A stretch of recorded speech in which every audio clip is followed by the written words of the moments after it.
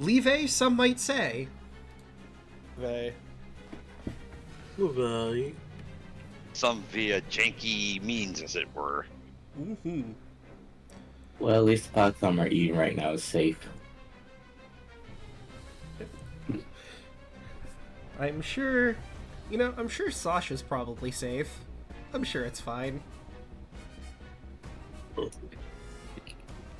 Oh, that's right. With Sasha been stuck in that room. Oh no. Yeah, no, Yeah, Sasha jumped through the hole too. yeah. All right. Yeah. Sasha Now I jumped remember. in with Kardak. But notice how I said That's Sasha is probably fine.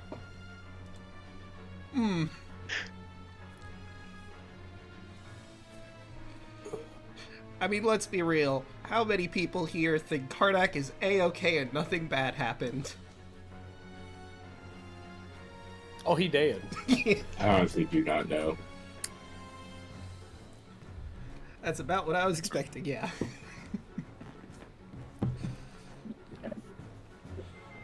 Hey, let's not think too bad about that. You have a waxed-up clown to deal with. Yeah, that's a quirked up white clown goated with the sauce. The sauce is waxed. Not the best sauce, but it sure is a sauce. I don't think it's sauce you want to put on your food. No. No, it is not.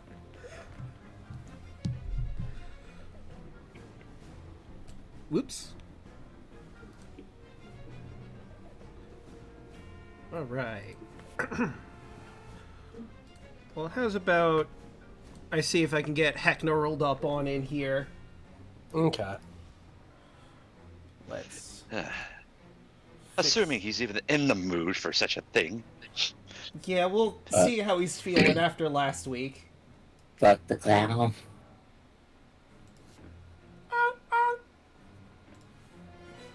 Let me grab the mute. Oh, wait. Man, going between two screens is really bad for me sometimes. I went to grab the music for Heckna and realized, oh wait, that's chat's view. Chat doesn't have access to that stuff. That's me. But I digress.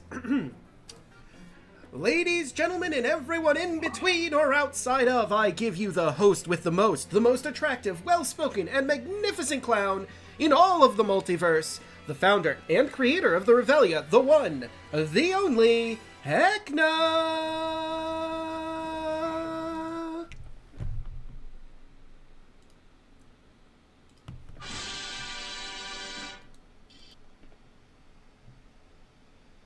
Okay, come on, roll 20.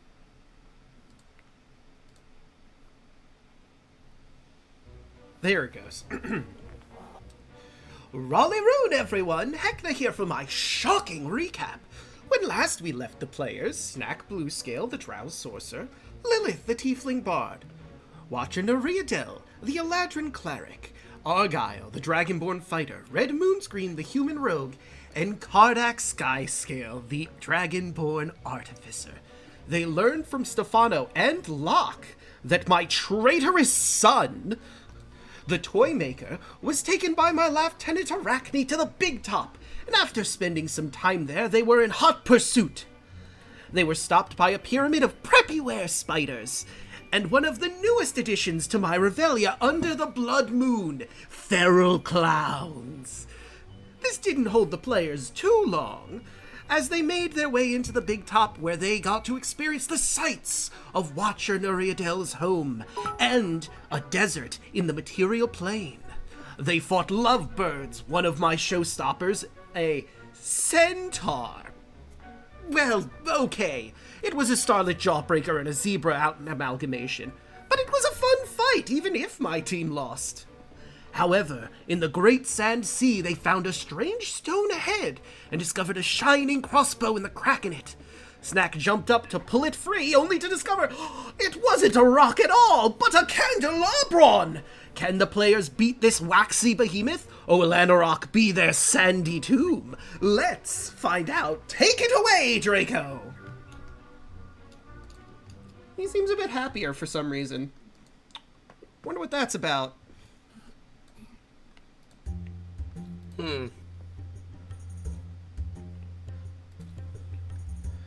But let us begin with initiative. Snack, you're up, and you just got smacked around by this waxy clown.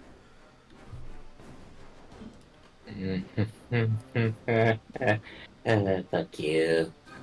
Tasha's Mind Whip. Okay. I need DC 14 intelligence saving throw. Okay, intelligence save. How intelligent is a man covered in wax?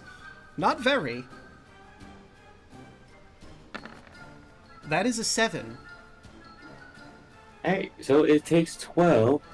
And now, on spell save, take 3d6 psychic damage, and it can't take its reaction until the end of its next turn. Okay. Moreover, on its next turn, it must choose whether it gets a move, an action, or a bonus action. It only gets one of the 3. Okay, so good news and bad news. Good news, it failed. Bad news, this isn't a reaction. As you hit it with your Mind Whip, wax explodes out from its body. And let me get the circle up to show you what we're dealing with here. In a 10-foot radius. Look at it, it's only you in the ground. You are going to be taking 2d4s of wax damage as the wax erupts on you yet again. This happens whenever it takes damage and is not classified as a reaction, surprisingly enough. You take 7 wax damage. That's 7. So it's 2d4. I can risk it. Bonus action. I'm hitting you with the stick. Okay. Let's see how that pans out. 28 certainly hits. 28. For 8 bludgeoning. Okie doke. Let me take a quick look-see here. Nope, that will do normal damage. And that was 8, you said? Mm-hmm. Okie doke. And once again, he explodes out some wax. You take 7 more damage. Jeez. And then Snack's gonna run. I'm gonna go, tag out!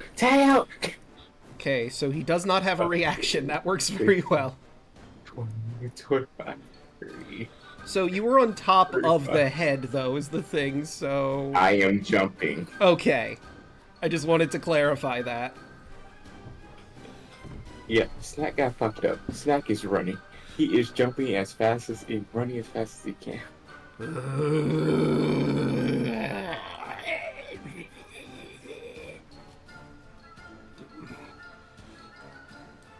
Red. That's my turn.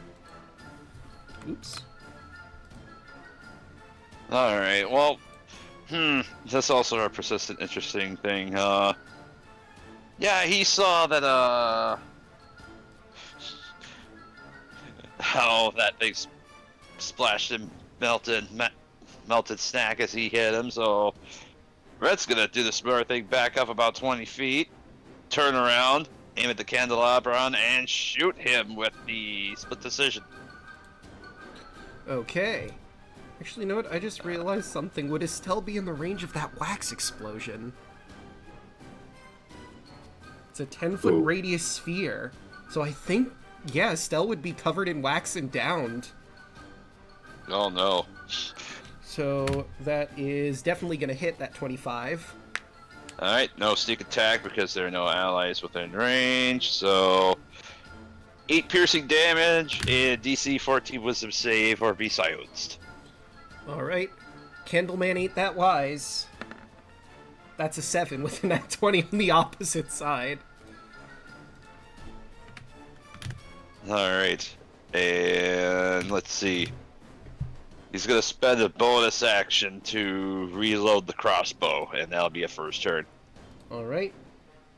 Estelle is done. So it is the Candlabrawn who's going to take the first bit of his movement, and that's all he gets this turn, to hop down here. Is gonna turn, look at the battlefield ahead of him. Lilith, Snack, and Red, trying to decide what he's going to do next turn, as he does not get to do anything else this turn, thanks to Mind Whip. Argyle?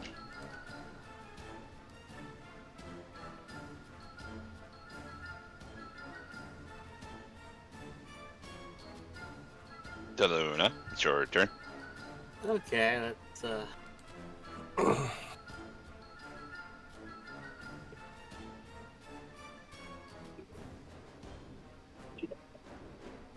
right there, just to be out of the way.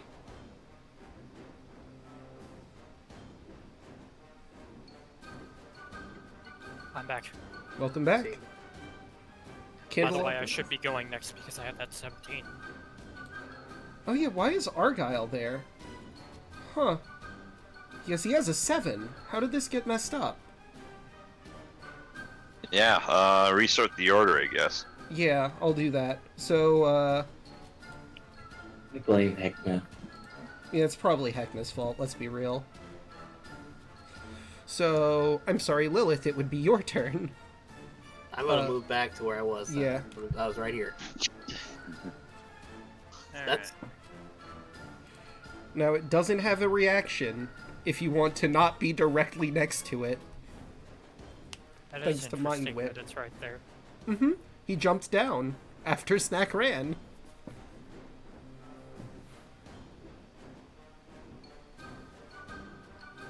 Okay, let's see.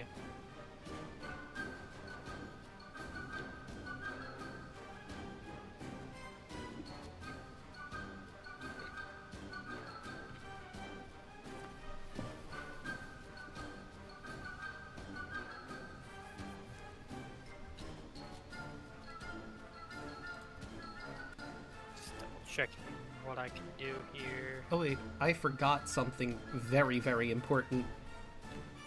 If you Oh, boy. recall, I said this was like a troll without fire immunity. Or with a fire immunity. Whoop! You notice as the wounds from Snack's punches with his staff and the Mind Whip seem to close up before your very eyes, Lilith. Oh, good. Well.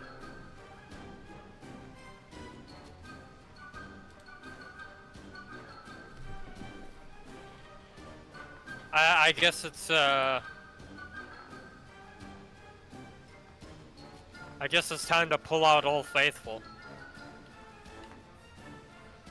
Ah. You're gonna try to slow him. Right, let's see. What saving throw is it again? Wisdom? Charisma? Wisdom. Yes, wisdom save. Okay. Let's see how he do. That is a 10.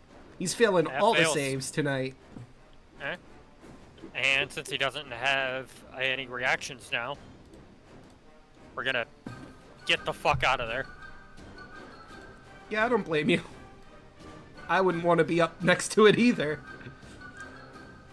Actually, I have more than... I keep forgetting I have this shoes on. I have more than 30 feet of movement. That is true.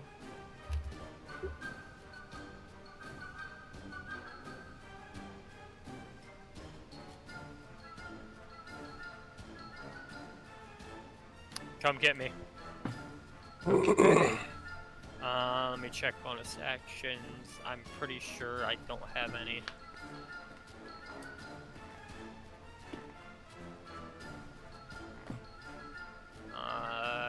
Yeah, that's gonna be it for me. Alright. Which brings us to Watcher. Alright, let's see. Can't see Snack's life bar, but that's okay. I'm going to use life transference. Yeah, I will fix that so you can see.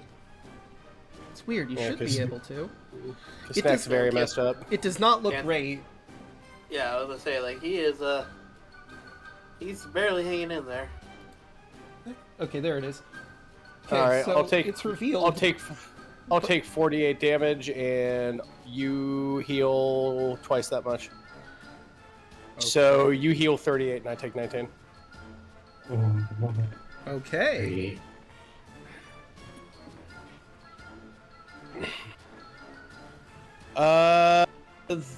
There we go. Just remember, everyone has +4 on their shit. I mean, plus D4 on all their shit. That's me. That's my turn. All right. Now it is Argyle's Okay. turn.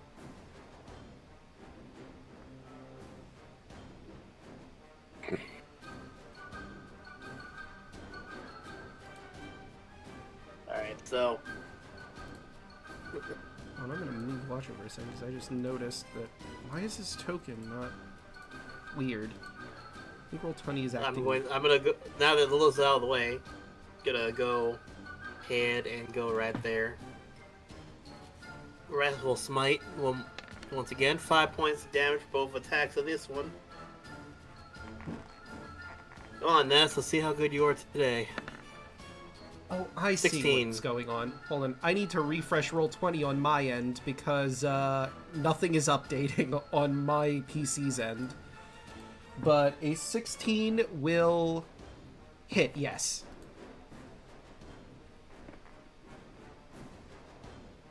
Roll that little beam footage. Okay, that's 11 damage, 5 of which is psychic. All right. If they fail the DC 12.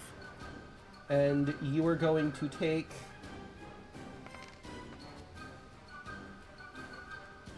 4 waxy damage. And I will use chat's view to measure this out while mine is loading. It's 10 feet out from him. So we will do snap to corner. And boop, boop. Okay, nope, too far. So only Argyle is in range for that. So from your first... Argyle does not care right now. He is utterly pissed off, so he just wants this thing to die.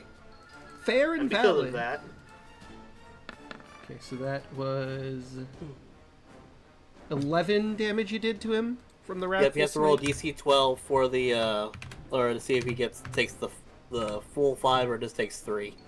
Okay, minus 6. And then, oh, because I refreshed it, took away my sheet. So let's bring back the Candlabrawn, do his wisdom save. Okay, he rolled a 16. He's not taking the 5. Well, I think it still says half, so we'll check. Okay, let me spell description up. Wisdom saving throw, be frightened you till the spell ends. Oh, it's just frightening. The D6 is just extra. Oh, okay. So he took 11. Okay, so I will reduce that, and your 19 certainly hits. And 15 damage, just around. Okay. And once again, he explodes out wax on you. You're going to take another 4 damage. Roll different numbers, same results. I'm down with all my temp HP. Thank you. I mean, he's just gonna move 5 feet back. Right. He still wouldn't have that reaction, because you're at the end of the turn order. And So- plus he's slowed. And slowed, you're right. So do I get the temp HP back, or? No, the explosions happen just from hitting him. That's not a reaction. Because his body is of a semi-liquid, waxy substance that when you hit, it bursts out. Actually, I'll even read the first sentence of waxy composition. The Candlabrawn's body is composed of a durable, semi-liquid wax. When it takes damage, the wax erupts from its body in the 10-foot radius sphere. It's not really doing anything consciously, it's just, this is its body. Anyway, Red? Mm-hmm. Yep. Let's see. Well, second bonus action. Actually, no. He's going to, seeing as how Argyle standing right in front of it, 20, 25, 30. He's then going to aim split decision after he reloaded it, and he's going to shoot. Incoming Argyle! As he's going to fire split decision. Does the 15 hit? A 15 will not. Yeah, D4. You do have a D4. Alright, I forgot about the emboldening mind. Uno momentito. How about a 16? A 16 does hit. Alright. Including sneak attack. 20 points of magical piercing damage. Woo! No, wait. Argyle isn't directly next to it. Do you still get the sneak attack? Oh. He moved I thought out of he the was way. standing next to it. Alright, well then that would be only 10 then. My Okay. apologies. I had icons in the way that were blocking it, so still 10. That was a nat 1 for the sneak attack damage. Yeah, still did 10. Well, no, there's one in there, but still, that's pretty good. Low straight. Max damage on the bolt though. Alright. Anything for your bonus action? Let's see. We'll say he'll look to snack and actually no, he'll look to Argyle and use his Master of Tactics and just call out, make sure you duck and weave from those splashes, and Master of Tactics to give him his next or advantage on his next attack, and that'll be it for Red's turn. Alright, and then we move on to Snack. How will Snack attack? Snack stops in his track. Thanks, Watcher, and he waits at him. Slow turns towards back to the camera log, wax monster. And he walks back up to it and going to do some hammer smacks. Okay. Where's my hammer? Here, sheets. Hammer, party pooper, where are you?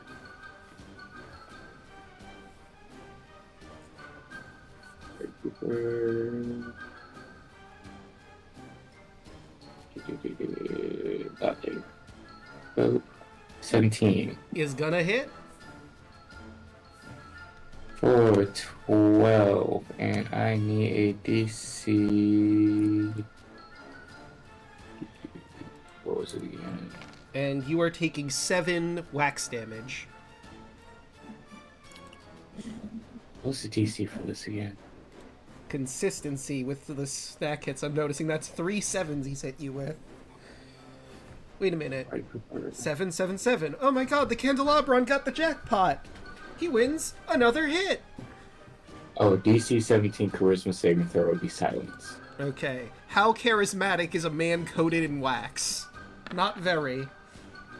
That is a 6. You know what's great about that? He could have rolled into the negatives if I rolled low enough on that. I can see that. Oh man. Second. That's reassuring. Second party pooper. Plus a D4. Mm-hmm.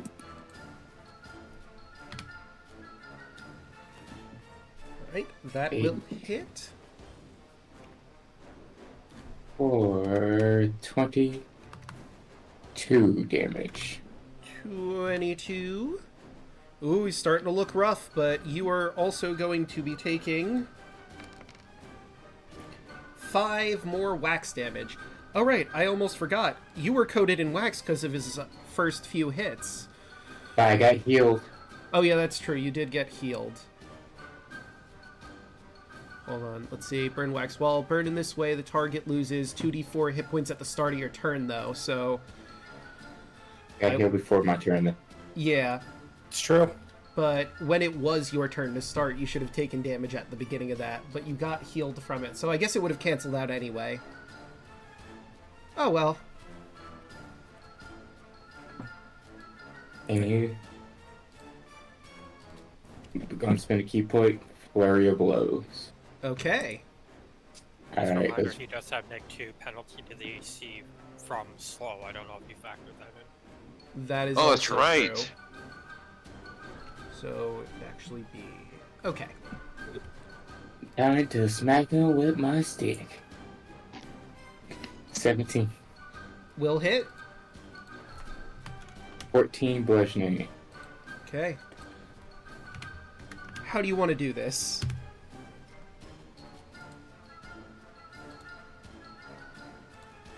Snack just like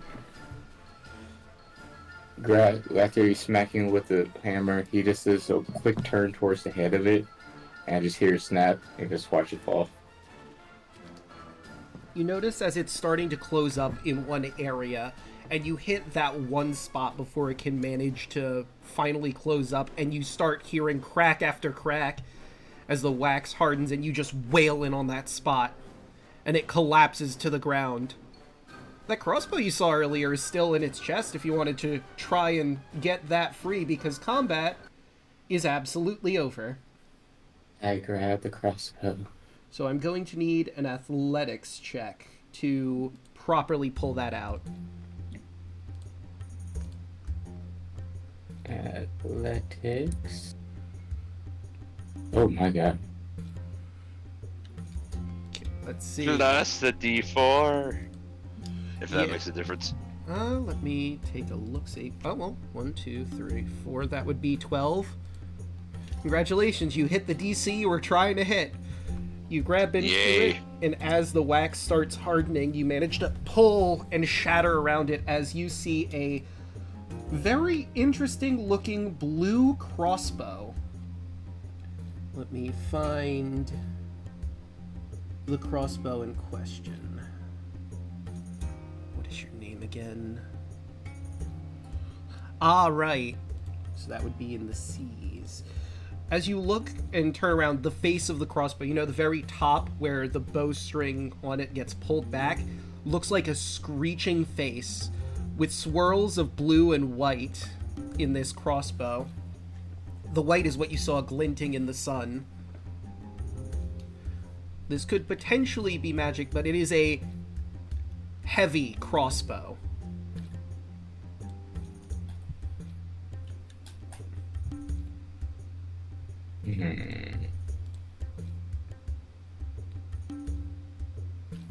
What kind of roll do I have to do to figure out if it is magical? So you would need the identify spell to do that, because like with an Arcana check, you could probably figure out common magical items, but this seems to be a Revelian exclusive magic item you wouldn't have any context for.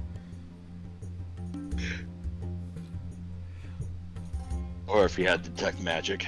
Or detect magic would also be acceptable. Out the crossbow.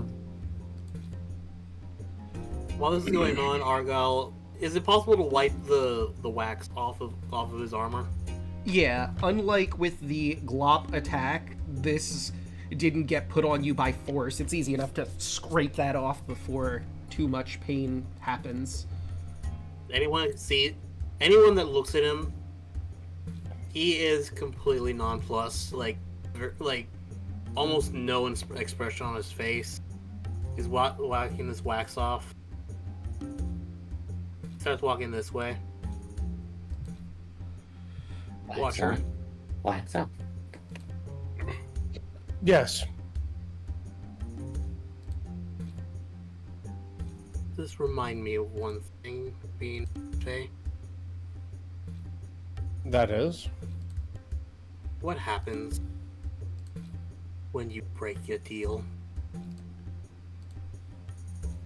Fey-wise or Heckna's way? Heckna's way.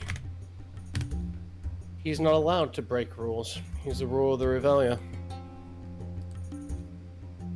And this became a lot worse for him. You saw would what seem he so. did.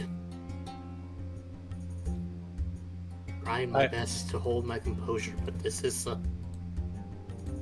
if he's gonna get this desperate. He and I had a deal. What was the nature of your deal? None of my friends would get hurt.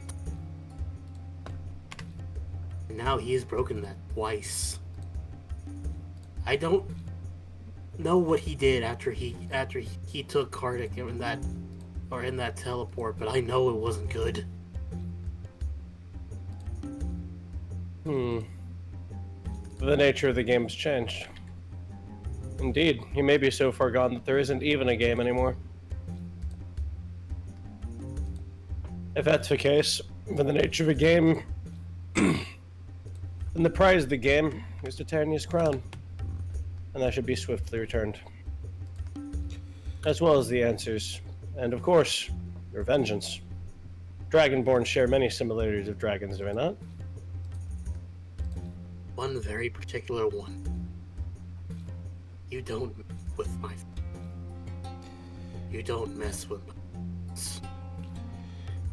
It is at this utterance that the sands start to swirl around you and disappear. The ground lurches alarmingly, and the spotlights of the big top sear through the darkness, revealing the ground you stand on is a small wooden stage as I move you all over to the next of the Menagerie.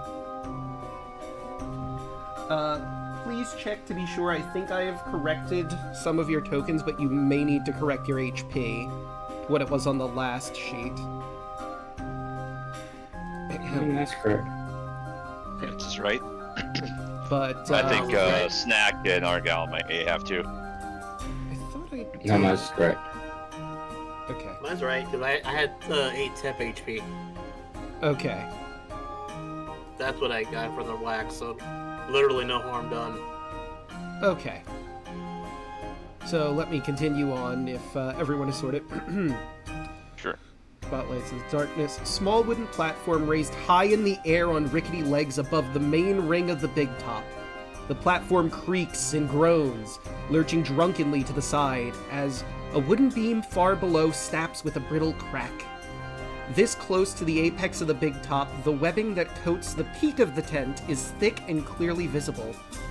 Were-spiders crawl effortlessly over the silken strands, and the drained and hollowed-out corpses of long-dead revelers are set up like a grisly audience in the seats rigging the stage far. Above hangs a bulbous cocoon, and in front of it, Arachne lounges effortlessly in a hammock of silken strands. Stretching from the edge of the platform up towards Arachne is a stretch of thick, glossy black netting. Rigging on a ship, excuse me. And let me show you all the man of the hour. Welcome to the web! I'll level with you. I did bet a bunch of red tickets against you getting this far, so you kind of screwed me. You kind of screwed that one up for me. Ugh. It really makes me want to leap down there and kill you all now. But that wouldn't make for a good show. Not at the endgame stage, you feel? So why don't you crawl your maggoty little selves up towards me, and I'll make you one heckin' deal that'll please the glorious ringleader way more than my absolute predetermined victory against you. Join me in my coven. Become one of the family. What do you say? As he mentions this deal, you see as some of his were-spider acrobats descend on a black wire. 3 of them, in fact. It swirls and the spotlight swirls and dances to illuminate the acrobats, swinging effortlessly from the black, glossy lengths of silken ropes. They shift and writhe, sinuous and splendid, and in utter synchronization. The snaps and creak of the silk are like music as they drop and rise, entwined in part of a mesmerizing dance. I will say, you aren't technically in a combat situation right now, but we're going to stay in initiative order. Because when you start in initiative order, I'm going to need you to make me a charisma saving throw. Starting with... Before that happens, can Argal say or respond to him? Sure. I'll just say this. Either you leave us to go about our way, or you and your 3 girlfriends here aren't gonna come out alive. I am in no mood to play right now. Ooh. Well, hear what we have to say before you make any judgments. Draco? Mm-hmm. It's just a charming effect. This is in fact a charming effect, yes. Okay, I get advantage. Mm. The I was gonna say, number to beat so I could roll is intimidation 14. on what I said. You could roll intimidation, yeah. It's a thing that Argyle doesn't really do that much, but It's a 17. 19. 15 speaking of for first 17, save. and just for the levity's sake, a 23 or a 21 intimidation. 1 on intimidation. Let's see. He does not have insight, so it's just wisdom. And I will give him advantage because he's a cocky son of a bitch and you are in his domain. Well, it's 20 regardless. So your 21 beats him out.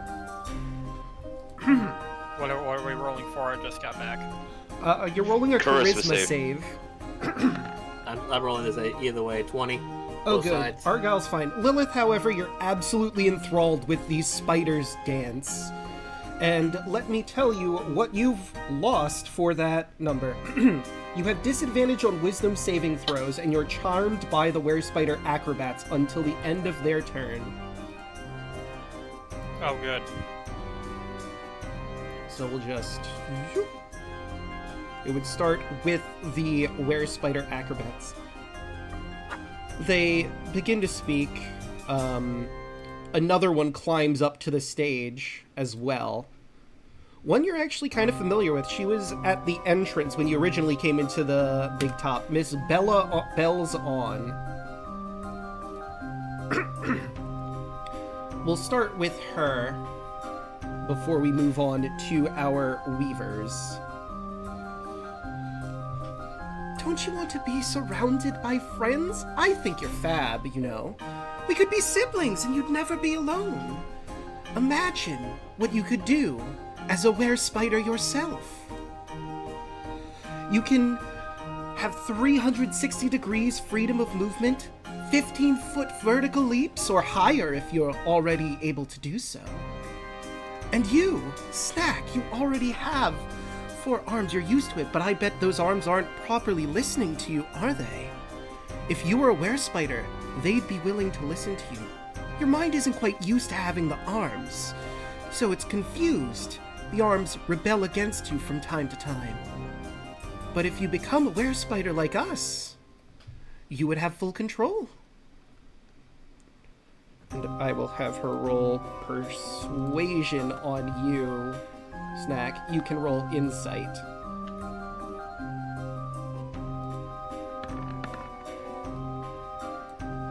It's 21. Insight. Oh, I need a 20 for this.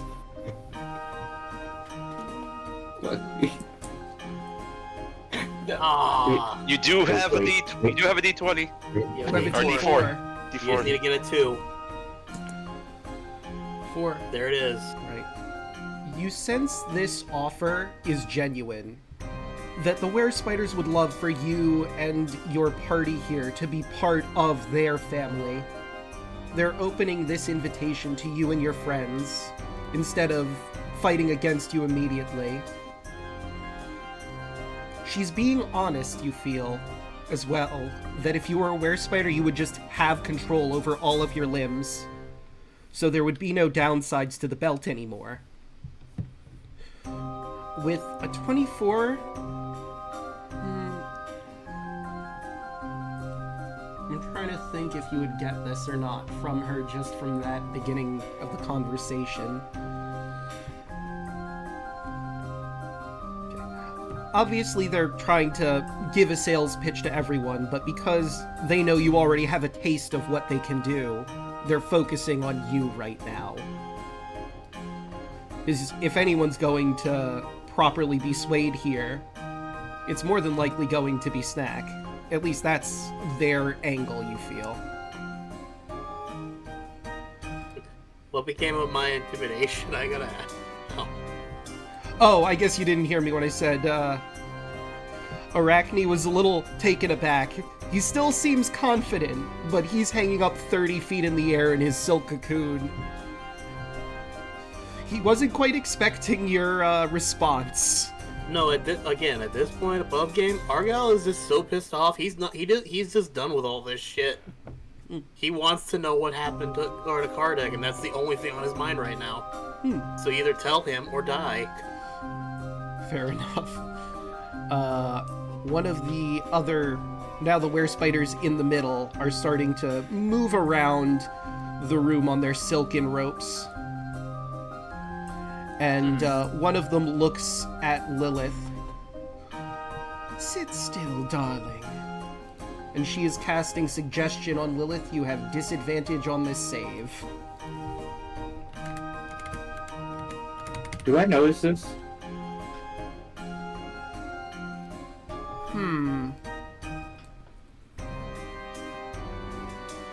I'm gonna say roll. This would be a second insight on this particular person, because she's not trying to do this out in the open. Insight. And this would be against her charisma. Because she doesn't have deception, believe it or not. That is a 5. Wow. God damn. Actually, or would it be... It would technically be sleight of hand, wouldn't it? If she's trying to hide her hand movement. So let me roll with dexterity instead. I like the charisma. No, that's an 18. So, yeah. It's mixed into her dance, so this would be more sleight of hand now that I thought about it. So, Lilith, roll me that wisdom save. Oh boy. That's a natural 1. You know what? She's right. After that battle that you just had, you're pretty tuckered out. I mean, you thankfully weren't in the crossfire, but maybe it would be nice to just relax for a little bit. Take a load off. They seem friendly. Well, is just gonna look at the party and go, you guys have this, I'm feeling a little tired, and she's just gonna, like, flop down. Right. Our second of the spiders is going to move over, and she's going to sidle down, and she's going to take an action. Lilith, you don't respond to this at all since you took to that suggestion, as she wraps you up in a bundle of webs as quickly as can be, and you're snug in a nice little blanket of web. Draco. Mm-hmm. As this is going on, Red's just gonna look up to Arachne. You know, truth be told, when I first discovered about your gift, and he'll use an air quote as he has his, the split decision. I thought it would be nice, but after much consideration, he'll just kind of point the crossbow towards the were-spider that's currently wrapping up Lilith. And he's gonna shoot her. Alright, so we were technically in turn order on their turn at this moment, so... Oh, okay. I will keep that in mind. Watcher would technically go first once they're done.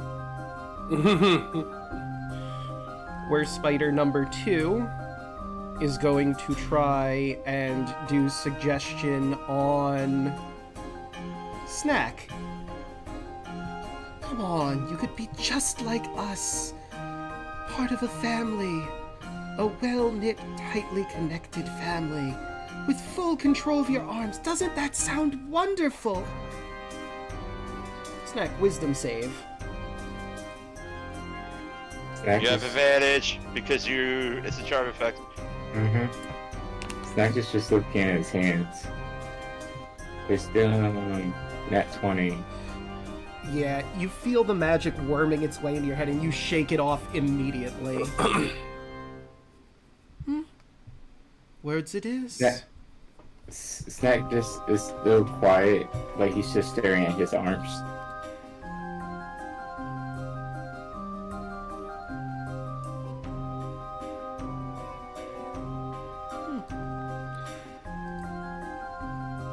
Watcher? Yes. Any comments, thoughts, turns to hostility?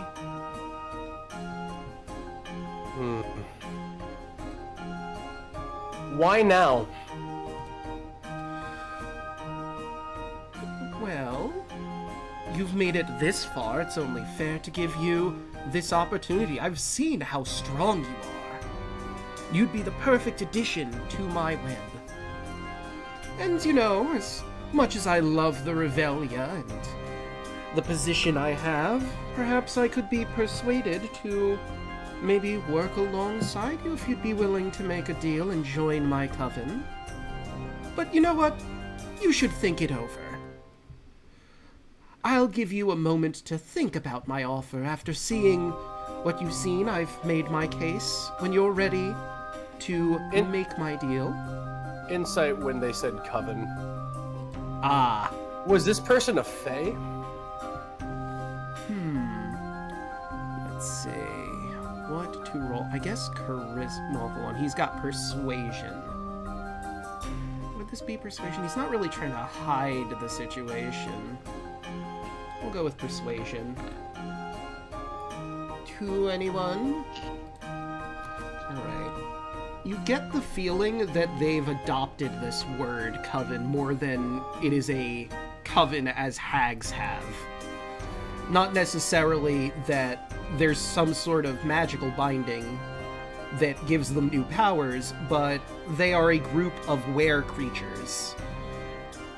And the term they've used to describe themselves is a coven.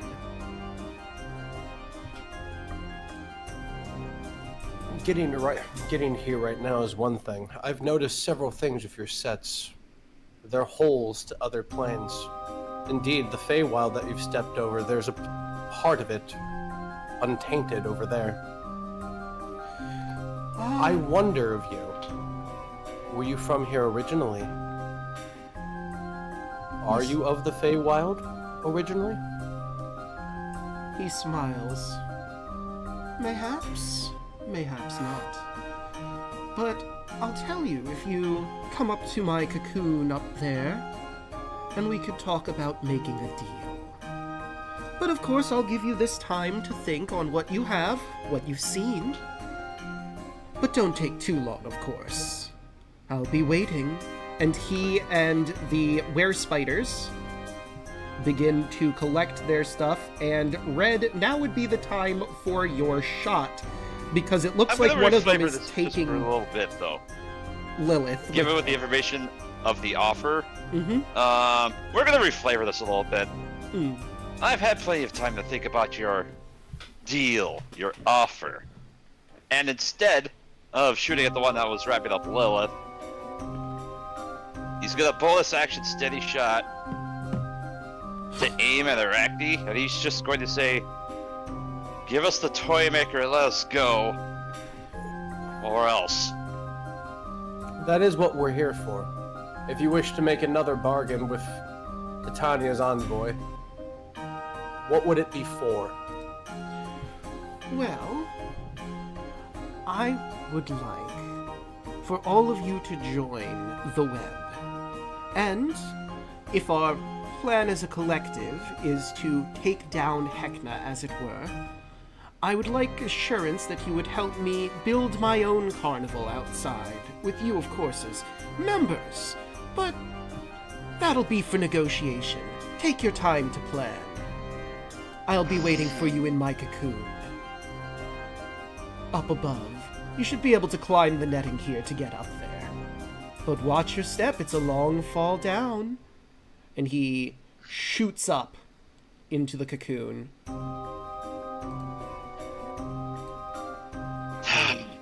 Red will lower his crossbow at that. I will The let edict you is for the use Feywild your to be restored, but if they did construct something in accordance, looking at Arachne, probably the Queen would probably want something to do with him. Question, Draco. Mm-hmm. Did he seem genuine in the possibility of wanting to take down Heckna? Or is that a ruse? You could roll insight. I will say, before I disappear the first spider, we were in sort of a loose situation here, but you watch as Lilith, wrapped in her cocoon here, is starting to get pulled up if you want to react to that. Oh yeah. yeah. Snack is trying to. Grasp. Alright. I'll help stat grass to give him advantage. Okay, let me... Athletics? So, let me see. Action, spider, bundles. Bundles are pulled up. Okay, so they can break out with the aid of another creature. You can use your action to release them, but yeah, it would be athletics to fight against the stickiness of the webs and pull them apart. Firmly grasp it. Oh shit. You do have a D4. If you'd like to use it. 15. 15. Great. As the web starts to go up, Watcher and Snack, you grab onto it. Snack manages to rip it apart before Lilith can get dragged up with the were-spider acrobats. One of them looks a little disappointed, but shrugs as she goes back up to her post. You have all of the time of a short rest, basically an hour, to do whatever you want, to discuss your plans, but were-spiders are watching you from the shadows. I just imagine you rip it out, and Lilith just Family Guy falls and hits the floor. Absolutely. Eventually, the suggestion wears off. Guys, what happened? You were glamored. Yeah. That's twice now. Putting that on the tick. Lilith does not look happy about that, but she'll keep herself as calm as possible. Join the club, my dear. Well, the plan would be to go up for, I suppose, a chat in Arachne's cocoon. From what they were talking about, they wish to bargain with me as an envoy. But do they want to bargain, or do they just want to save their own ass? That's what I'm not sure about. From the destruction we wreaked, I think it's the latter. I think they wish to save themselves from whatever destruction. I think when it comes out, their coven runs stronger than their loyalty to Heckna. But that's beyond neither here nor there. Which registers the question, why the toy maker then? Why capture him? Keep up appearances, perhaps. Maybe, as Red will use his thumb and index finger and clap his chin as is tradition. I don't like this. I can't help but feel it. This is either truly is a means to save themselves, or it's a trap to get them closer to their territory. I don't like this either, but considering for everything the toy maker's done for us, and he shows his mark on his hand, what choice would I have but to repay the favor? They're not lying.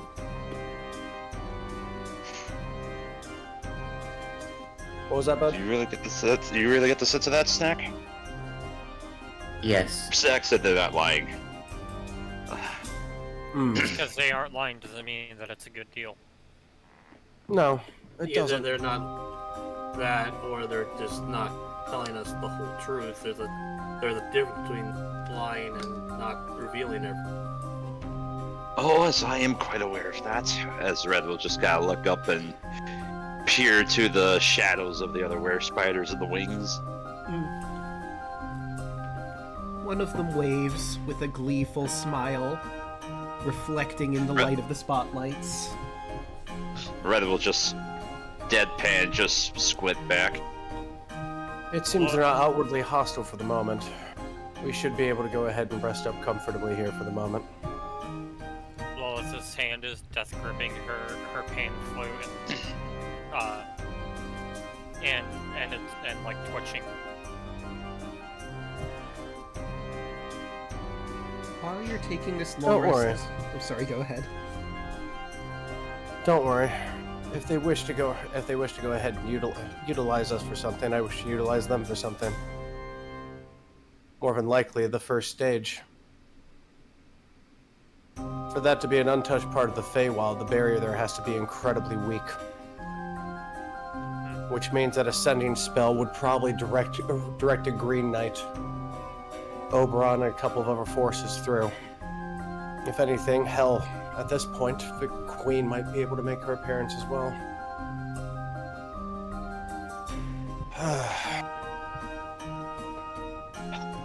They could have his coven would be able to bargain clemency. In exchange, that could be a possible hole for the Fae to enter in. This barrier is vexing. It's like oil poured into a pristine river you knew nothing about. I'll look up to one of the wear spotters while we're resting.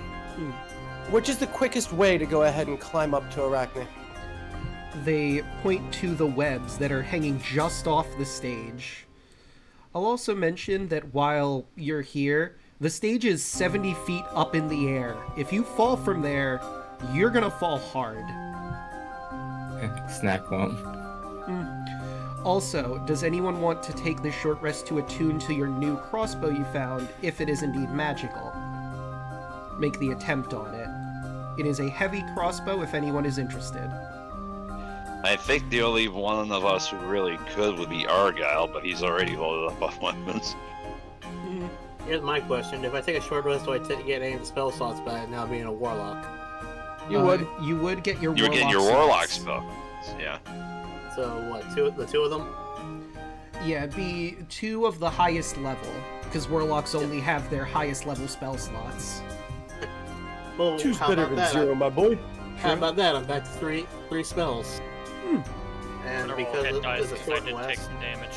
that's what I'm gonna do. We call him Johnny Two Spells.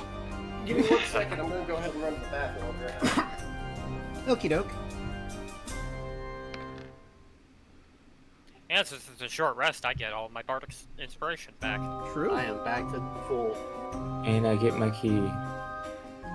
Oh, I'll also you spend could one do... more hit die. I think you could Yeah, do, well, Identify.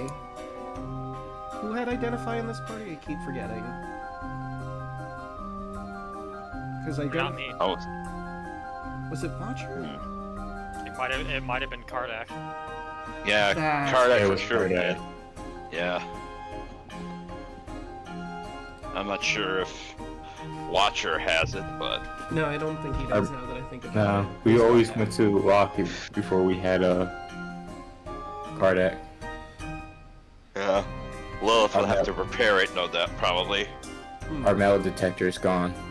Yeah. We miss him already. Yeah. I mean, you do have a lot of weapons, Argyle, but you could attune to this. How many ranged weapons do you have on your person?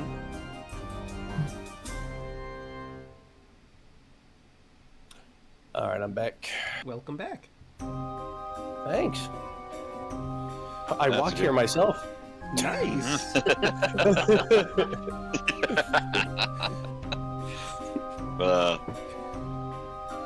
Yeah, because Argyle has the cow catcher. He has the catcher. He has. Does he have the thingamajig? He No. does have the Thingamajig, yes. thingamajig. The thingamajig.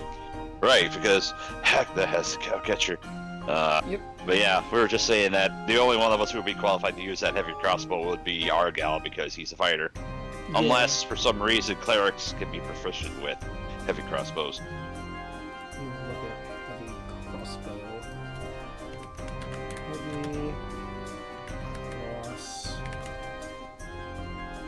So a heavy crossbow is a martial weapon. It is heavy, loading, ranged, and two-handed. It's got a range of 100 to 400 feet. You said martial weapon? It is indeed a martial weapon.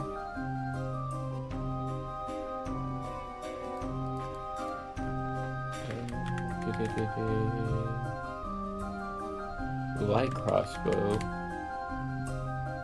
Yeah, I don't think monks can normally get it unless, even if they were Kensei. Yeah. I cannot. I mean, they can use it, they just would be proficient with it. Yeah. That's the thing. And then, like, Argyle is currently attuned to, I believe, 2 magic weapons. So this would be his, or 2 magical items. So this would be his 3rd if he were to take it. Yeah, I got the thingamajig And his armor.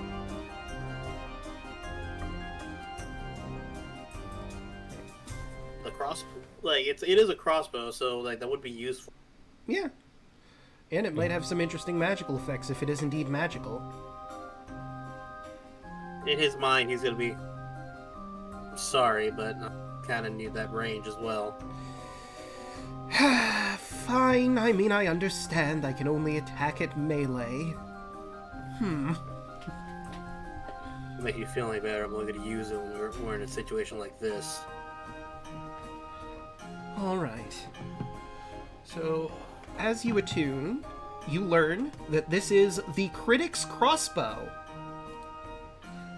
A neat little magical item. This ebony crossbow is inlaid with silver lettering detailing colorful insults, masquerading as criticisms. When a piece of ammunition is loaded into the crossbow, it magically transforms into a rotten fruit or vegetable, while retaining all of its original properties. On a successful hit, the projectile fired from the crossbow deals an additional 2d6 poison damage. If the target is a creature, it must succeed on a DC 14 con saving throw or drop what it's holding as it vomits. Creatures that are immune to poison damage automatically succeed the throw. Okay. Vomits profusively. That's gross. Yeah. So, you know, throw a rotten tomato or whatever tickles your fancy. As long as it's a fruit or vegetable and rotten, that can be whatever the ammunition is that you're launching. It has to be a piece of food, though? No, you put any ammunition in and it transforms into whatever fruit or vegetable at random. It could be a tomato, it could be an irrecord, it could be a potato, it could be an apple. Could be a watermelon or a It pumpkin. could be a rotten coconut. Yeah. Well, guess what Argyle's had in his pack for the longest time that he have never had to use? Like, I have a bunch of candy rations. I slow turn towards you. What? You were hiding this from us this entire time? I was saving them for him. He points at Snack.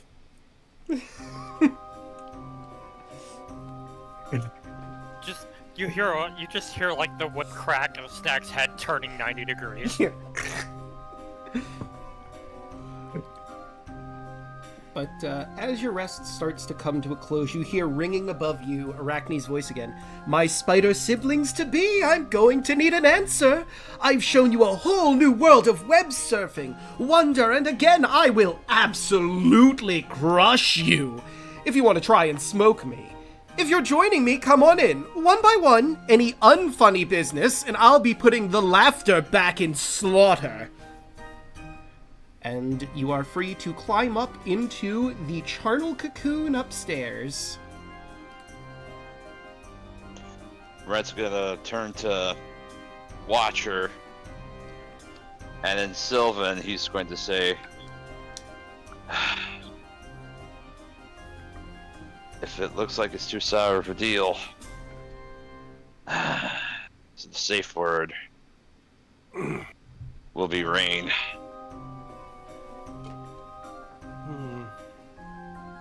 For rain.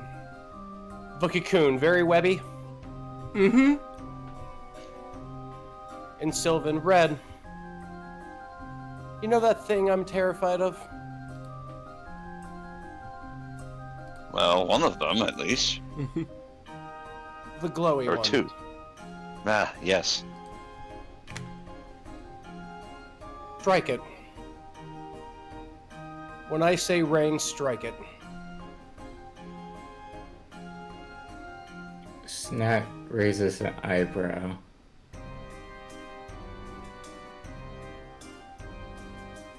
It says in Elven. So, Sylvan.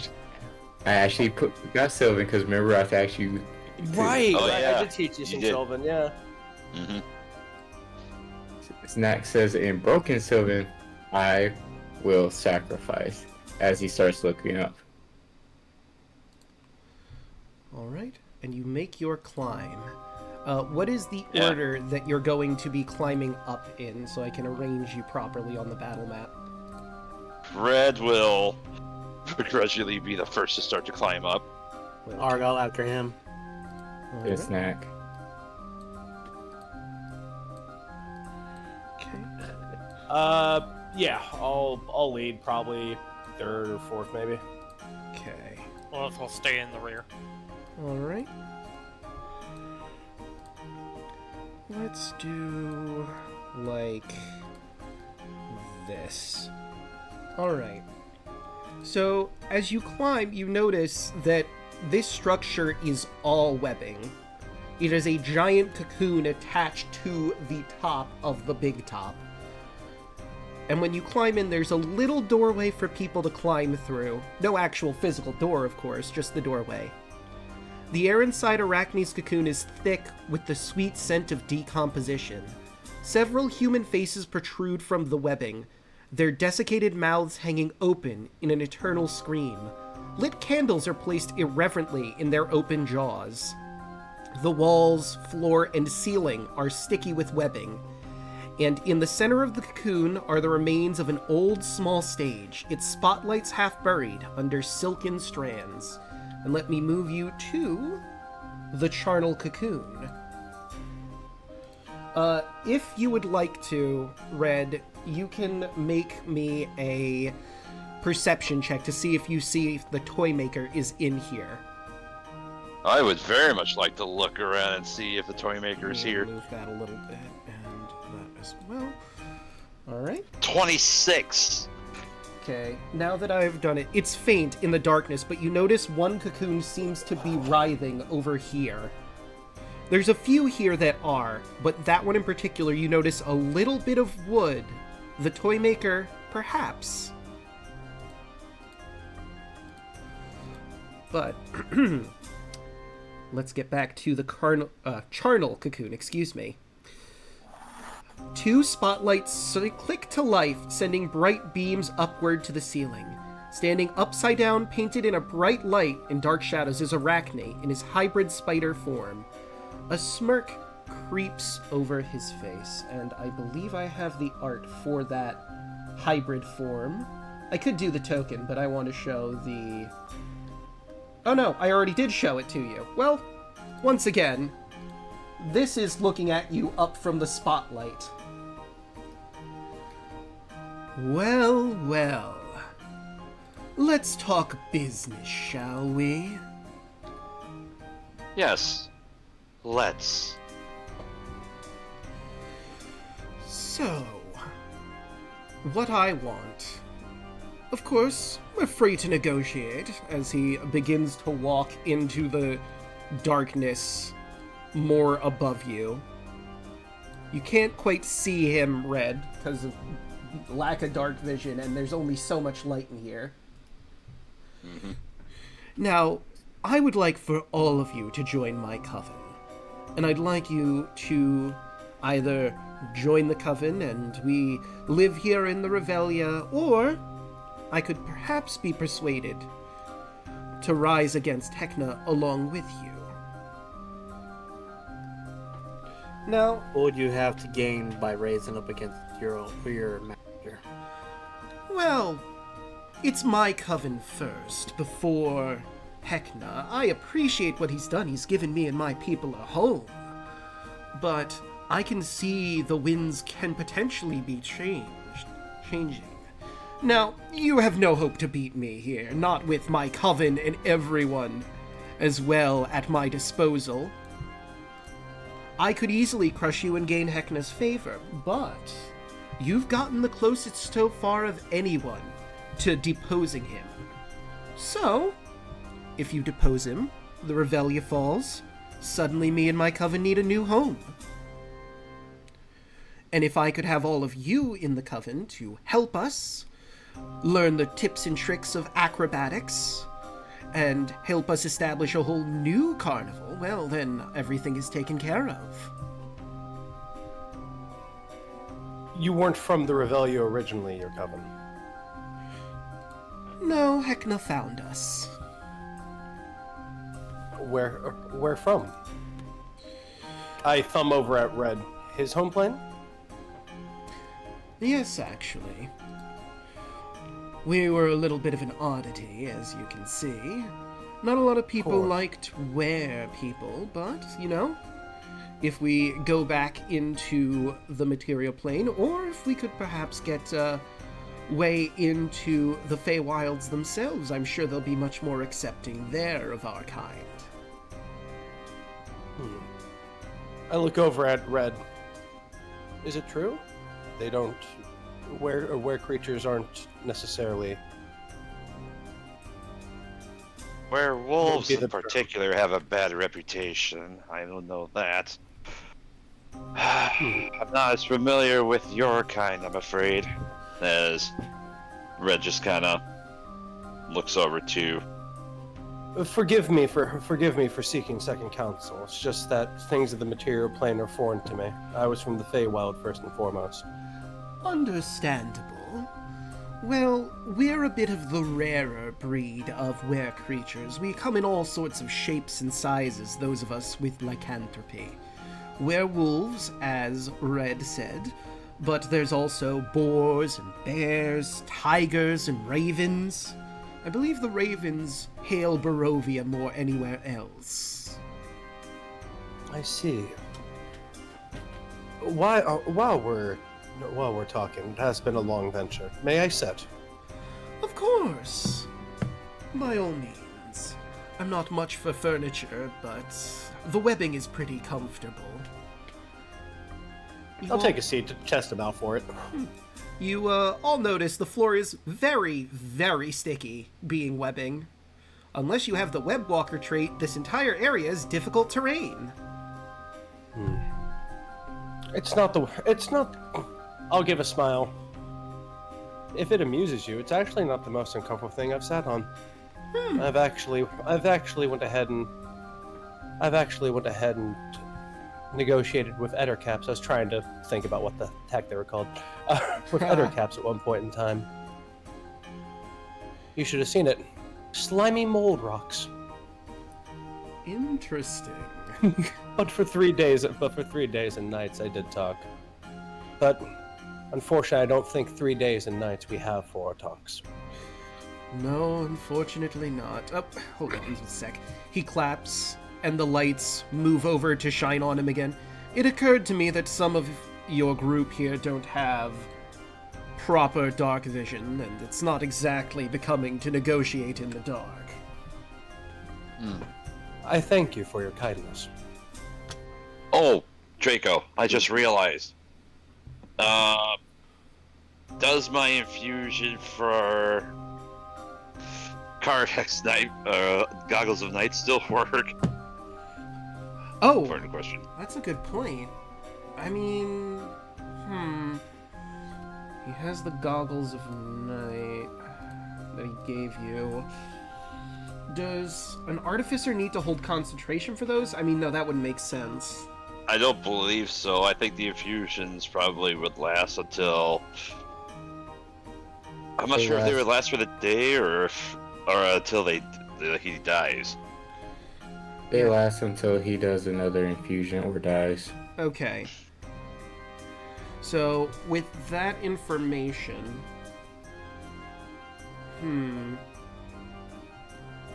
I need to think about this.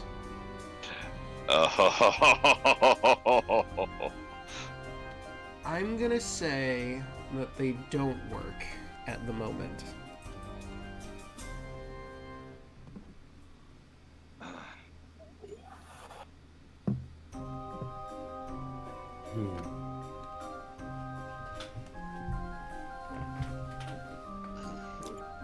But when it comes to our conversations, after Heckna is deposed, the crown is returned. You would need some place for you and your coven to live.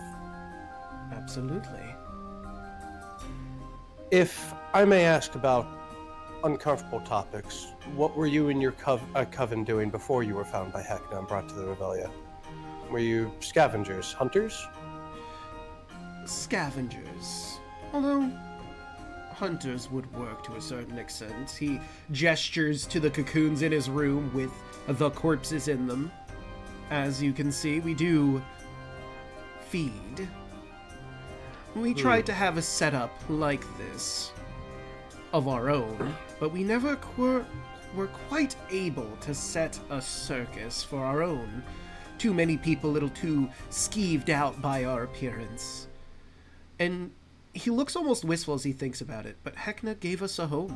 He gave us a place where we would be accepted, in spite of other people's misgivings. Revelia is truly a great place, but the tides change. There are tales of people not of Fae dwelling in the Feywild. And since you are from the material plane, you may have heard a tale or two of ruins that bled into the Feywild.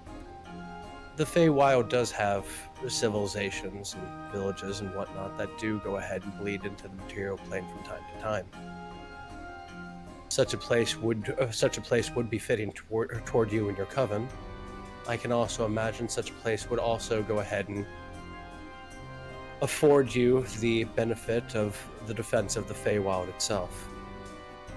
If you were acclimated to the plane before it became the Revelia, there is also a woman who would possibly give you the same mercy that Heckna did. Oh? Yes. As you probably know, or if you do not, I will allow you the benefit. I am an envoy of Titania and Oberon. I serve the Midsummer Court.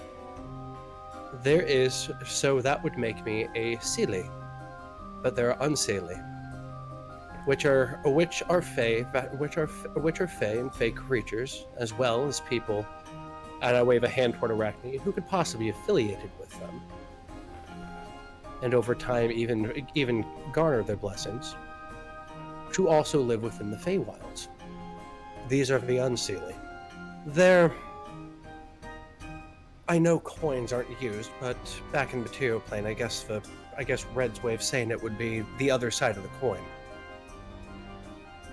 Your talents and the talents of your people would be of a great benefit to the Unseelie. I can imagine. Creatures such as quicklings, nodlings, darklings, things of that notion do go ahead and fall under her purview. I am speaking of her sister, the Queen of Air and Darkness. Being so close to Titania, I know of this information, met, bargained, and talked with her on many an occasion. Many of our conflicts, stories, plays, intrigues, and whatnot were born off of these things. If this intrigues you, I will continue. I must admit I am interested, but I would also like to again bring forth, I'd like for all of you to also be part of the package, as it were, and properly join my coven, let us not forget. Unfortunately, I cannot be part of your coven, because I was created for the very sole purpose of being a part of the tale that is this Midsummer Court. To change me would be as to ripping a page out of a tome. But would it still not behoove you if perhaps we could still maintain an alliance of sorts without having to be fully members of your coven? Would that be possible? In truth, like I said, I'd prefer all of you, but if one or two would be willing to join, I can't necessarily say that wouldn't be advantageous to me and my people. Well, To have- Lilith would raise a hand at that point. Perhaps in that case, consider us employees. Not full-fledged members, but employees. Snack slowly raises his hand. I'll look over to Snack. You said one of us, right? At least. Yes. My man Snack, absolutely. We would welcome you with open arms. You've already had a taste of what we have.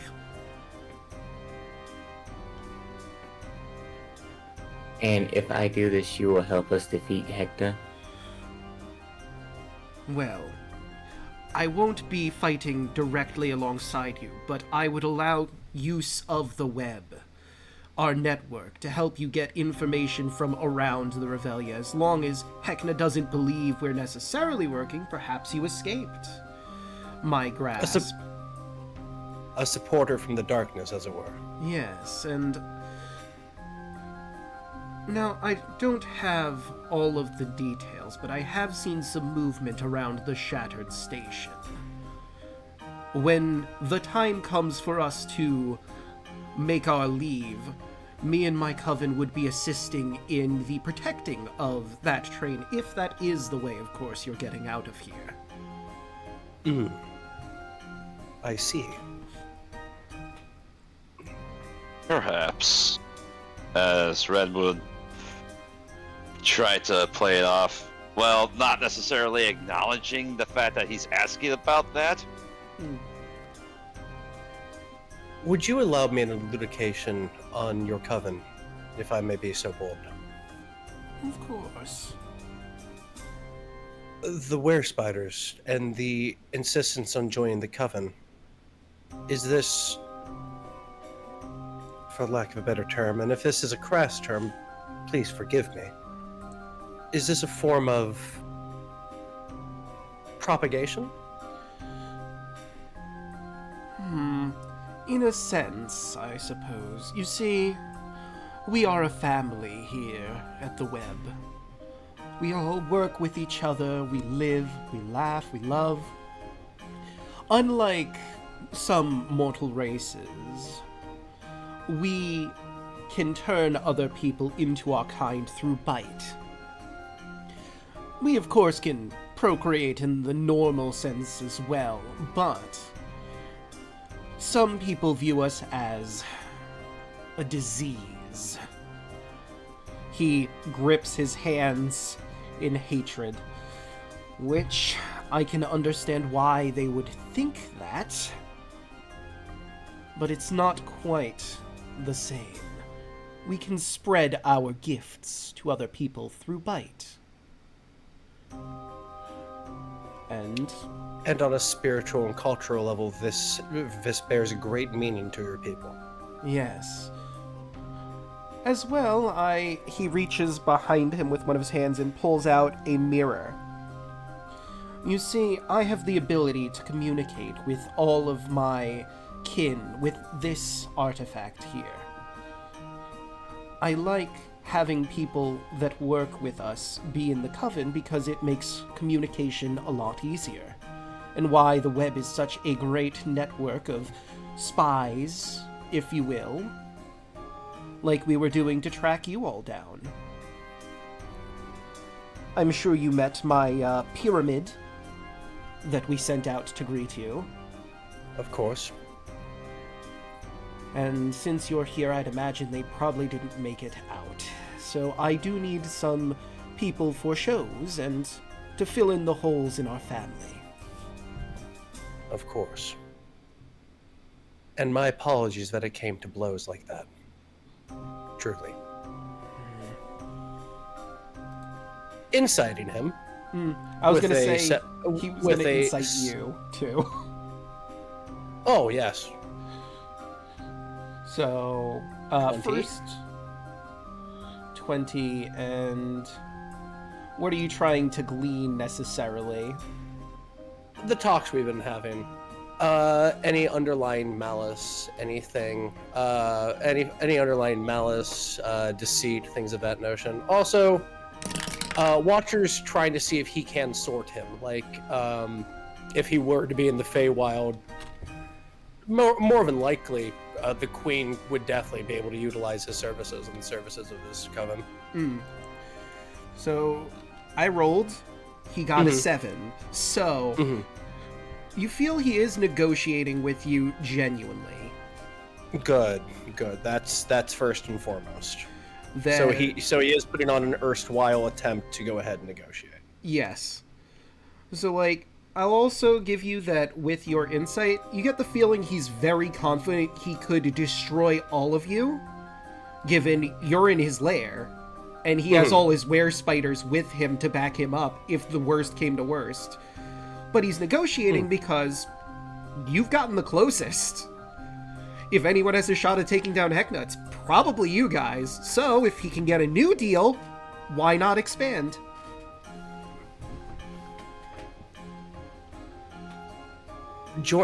Now, I'll look over at Snack. Are you certain? Beyond any measure. Yes. Elaborate for Arachne and myself. I mean, I have nowhere else to go back to. My sister killed... The bitch killed the only people I know as my true family that raised me. If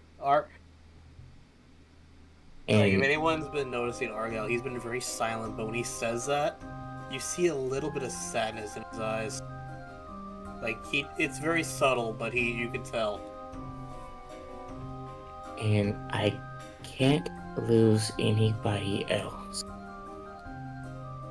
I propose If it's a deal to make sure you guys are safe, I'll do it. I'll glance over at Arachne. He does speak the truth. From our talkings, he does not have anywhere else to go. Arachne will drop down from his position on the ceiling and begin to walk towards you, Snack. Oh, Real quick, Draco. What would I have to roll to know about lycanthropy? I think, would that be Arcana for lycanthropy? Or would it be medicine? Because I could reasonably see either being correct. You'd think either or. Like, Yeah. I'd think medicine for the physical, and then for the mystical, probably Arcana. Well, I'm gonna say this, I have proficiency in Arcana, so that'd be what I'd choose. Yeah. I can... So yeah, you could roll Arcana. That's a natural 20. Goddamn. Okay, let me grab lycanthropy intel for you. She's probably personally witnessed somebody transform or has heard a lot of stories about it. Yeah, so with your nat 20, you do know that what he spoke of before about the different types of lichens is correct. They come in all sorts of shapes and sizes, from bears to boars to rats to ravens. Jackalwares are a thing. The one weresloth, that was a weird situation. Yeah, you know, it's awkward. Like, how did they even get bitten? It was a very slow encounter. Yeah. Someone was taking a nap in the wrong place, and well, one thing led to another. But, you know that any humanoid creature can be afflicted with lycanthropy if they get bitten by a lycanthrope of any kind. That seems to be the inciting moment. It can be fought against if a person is obviously bitten without their consent, and it can be removed with a spell like Remove Curse or something of a similar variety. If you resist or embrace it, you can retain your normal alignment and personality if you fight against the beast within. but it also changes a person in how they view the world if they embrace the curse, as it were. So Lilith would look at Snack and put a hand on him and just say, I hope you're aware you may not be yourself after the transformation. Maybe not necessarily physically, but from what I've read and from what I've heard from other people, it will more than likely change fundamentally how you view the world.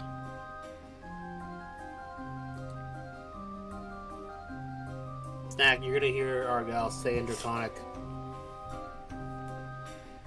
that part about you not having a place to go after this isn't exactly accurate.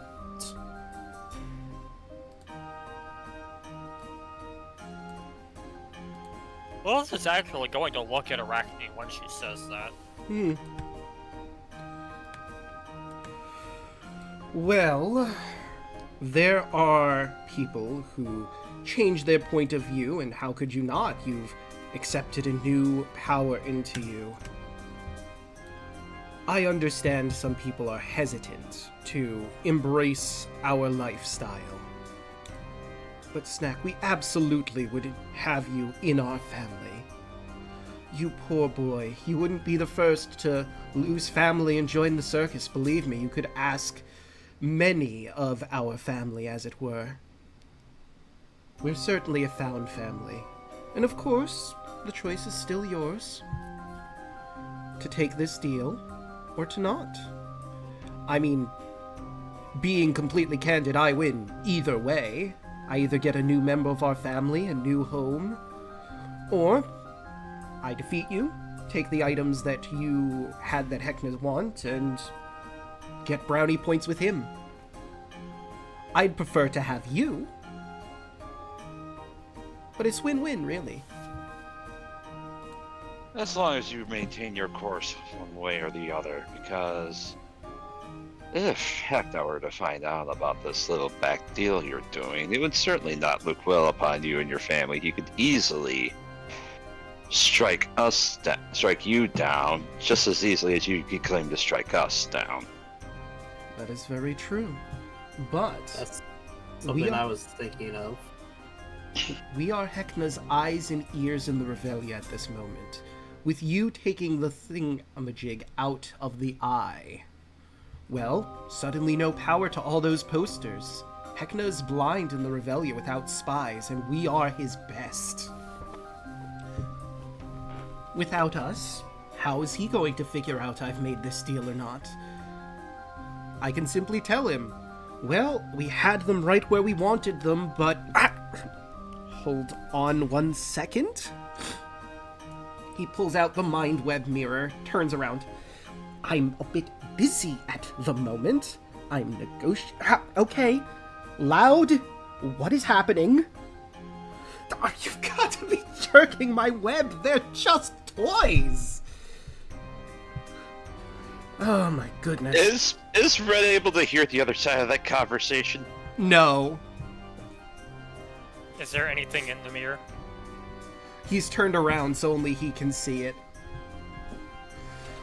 Alright. Well, if he's facing us, we will be able to see the mirror. I will continue with what we're doing here, and we will address that. He puts the mind mirror back, turns around.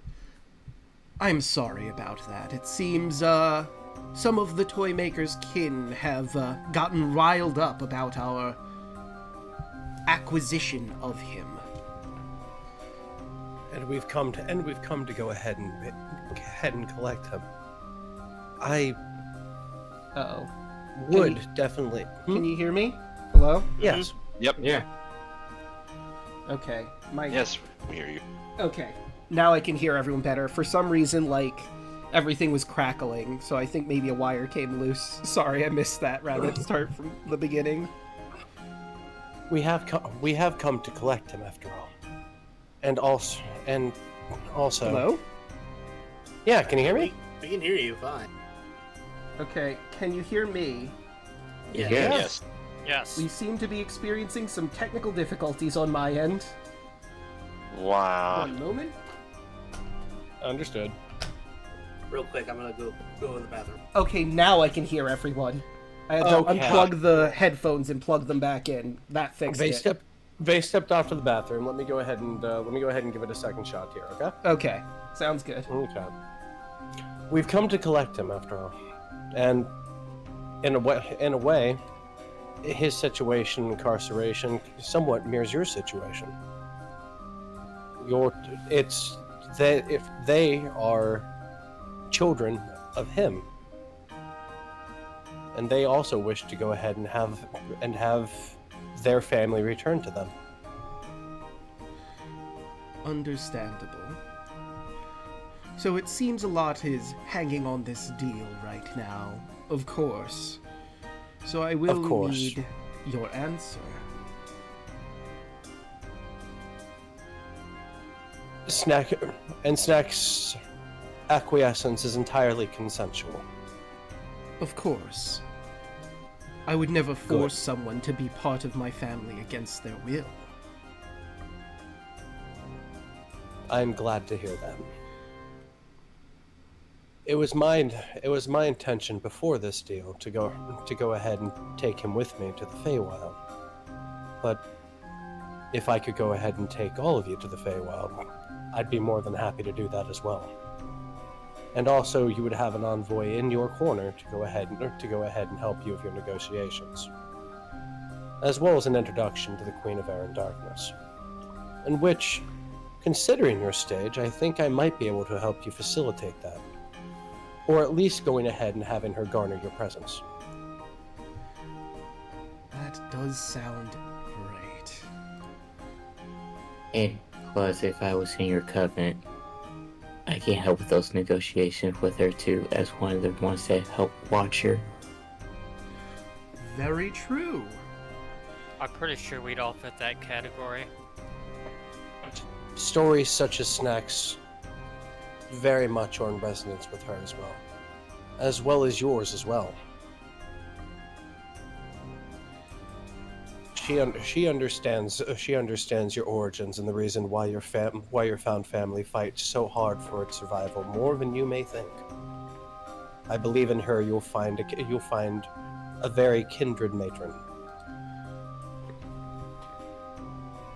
He smiles, which, given his mandibular face, kind of disturbing, but Aladrin, used to it.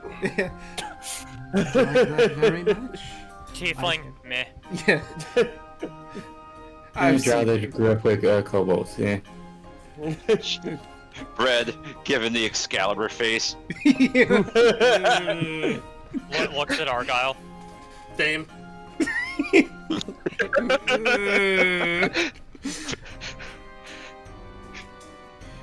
Are we in accord then? It sounds like it. So, Arachne will hold out his hand. Snack, come to me, and I will bestow the gifts of were-spider lycanthropy upon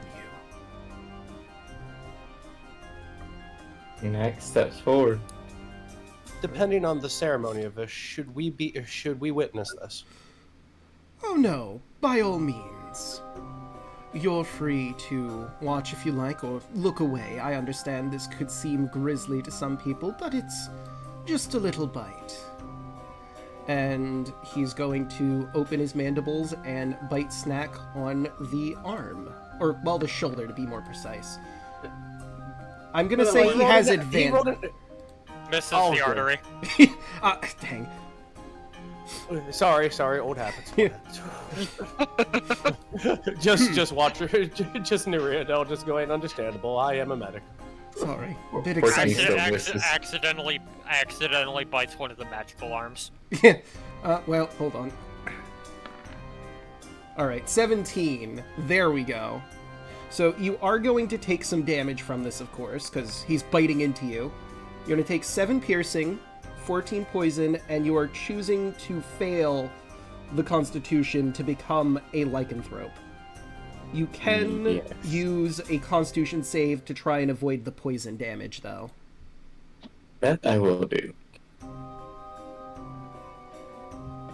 Constitution. Boop. Okay, so with a 14, you're going to take half of that 14, so just 14 damage altogether. and you feel as your hairs on your arms start to bristle.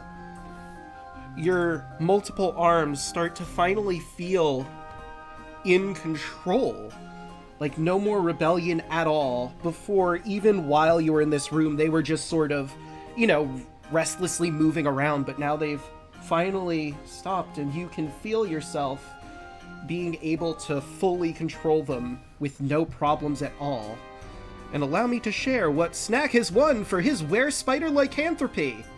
You are now officially immune to bludgeoning, piercing, slashing damage from any non-magical attack made with a non-silvered weapon.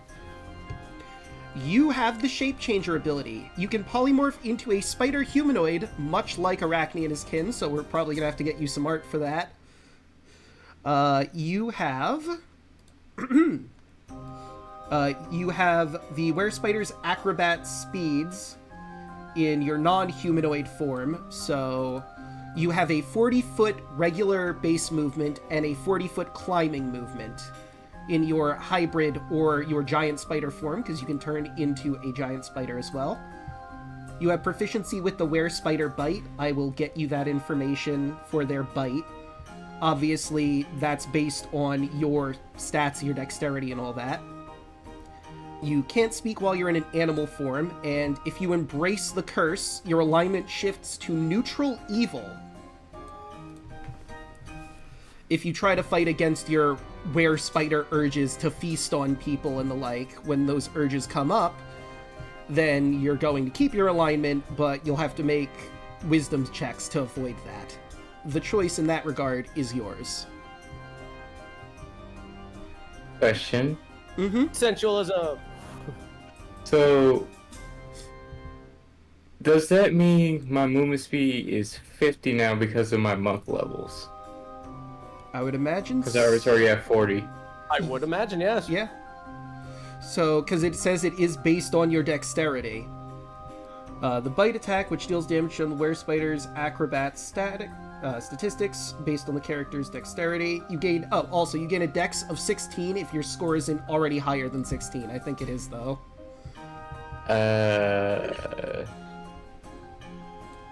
My dex is 14. Well, now it's 16. So you should have a +3 to dexterity now. And my armor class goes up to 16 now. Snack's origin really is just that Tropic Thunder meme of I'm a dude who's a dude being another dude. I was a kobold, then I learned I was an elf, and now I'm a spider who's Really? also an elf. And a dragon is be a mixed in there. Man, Real I quick, have you guys ever seen the movie The Vampire's Assistant? Yeah. Like, him bite him in the arm made me think of that once, the scene where he becomes a vampire. Oh, the Joker, I can kill you that way. Okay, so let me grab... I'm just going to drop this in the general chat for you, so you can see what your new attack is.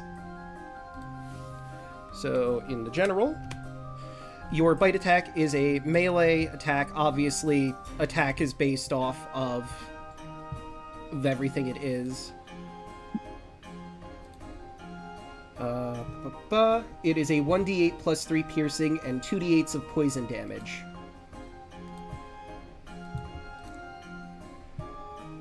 And you can spread lycanthropy to other people. Actually, it doesn't mention it, but I feel like you should also have the web ability that they have too. But apparently player characters of Were-Spiders, you didn't get that for some reason. So does this mean Snack is effectively Spider-Man now? I mean, yeah. Yo, let's go. Fantasy Miles Spider. Morales, I'm proud of you. Look out. Here comes the spider snack. That's 5. You know what? I will put the information for web in there because I feel like there's no reason for you to not have web. So, your web is a recharge of 5 and 6. So keep that in mind, but it has a range of 30 to 60 feet at one target. You can restrain them with webbing. As an action, the restraining creature can attempt to break out. But this is only in your hybrid form that you have the web attack. or in your full spider form if you want to transform into a giant spider. Okay.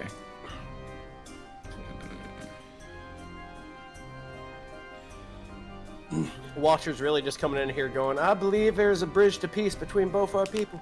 And I that get bridge that is Dave's reference. snack. So the king of the hill of Jimmy Carter. You are controlled by an evil megalomaniac clown, and you wish to sacrifice. And you also wish for a new age for your people. I believe a bridge can be formed to facilitate that dream. And that bridge's name is Snack. As we flash back to the Rebellion. Yeah. And, obviously we don't have the token right now, but I'll say just from the sheer shock of becoming a were-spider and the fact that this place is always under a full moon, you transform into your hybrid form. Ho ho ho ho. And Arachne will Man. separate. Welcome to the I'm family. wishing I was playing. I'm wishing I was playing my Spore Druid right now because this would be perfect for her. Hmm. Oh, I should... Given that it's based off of the Golgari Swarm from Magic the Gathering, which has basically a spider as its symbol. Oh yeah, she would fucking love Arachne and his coven. Welcome Sure. to the web. Literally, he wouldn't have to say anything the minute Arachne was like, I want you to drive me, she'd be like, done! Sold, sir! You drive a hard bargain. I haven't said anything yet. You drive a hard bargain. Look, she could already polymorph or even wild shape into a giant spider, but now she can do it even better. Yeah. You can Yeah, have I can all do the great what? Say things of less. being a person and a spider at the same time. It's win-win. I'll stand and walk over to Arachne and Snack. Snack, in a way, I believe you've found a new family. Yeah, I guess. After that, how would Congratulations. feel. I will bow deeply at Arachne. And he will bow think- in kind. I thank you for coming to us with words. So, with that piece of business out of the way, shall we keep to our end of the bargain as well? Ah, yes, your we end should of the bargain? probably free the toy maker. One of the lights, well, both the lights turn over and light up his area. I knew it. I could see his bits were in there. Hold on. I should probably As, let my kin know that we've made the accord so that the puppets stop attacking. Of course, that part of the Feywild. If you could escort me to it, I may be able to go ahead and reach the Queen's ear for you. Well, it should... He thinks about it for a moment. As pure as it is, my understanding in theory is that those were holes in different planes. Yes, untouched. Well, here's the one problem. The way we got into there was through a collaboration of me and Heckna. He has to okay the transport. We basically transport parts of the Revelia into those areas in the various planes. So there's like a thin coat of the Revelia. It might work still, but I'd have to find a reason to allow it with him. He might get wise. You said so yourself. And feel free to veto this, but it is a suggestion in my head. The game was born between me and him.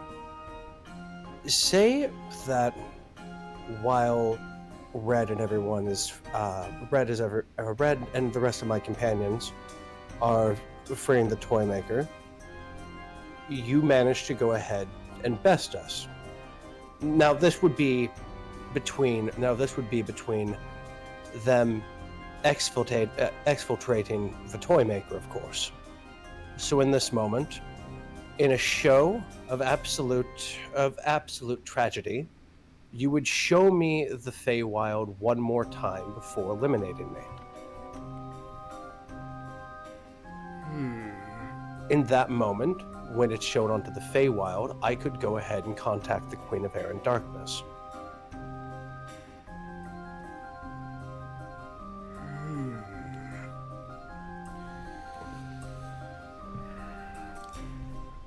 I like the idea, it's just that the risk is a bit strong at this point in the game. And we have your family to look after as well. Yes. If there's if Heckna feels there's even an inkling that we might have betrayed him, he's very sensitive at this point. He might try to wipe us out, and obviously, he flexes, I'm very strong, but all of us against Heckna and his troops, I'm not quite sure it'll work out in our favor. I propose an idea for that.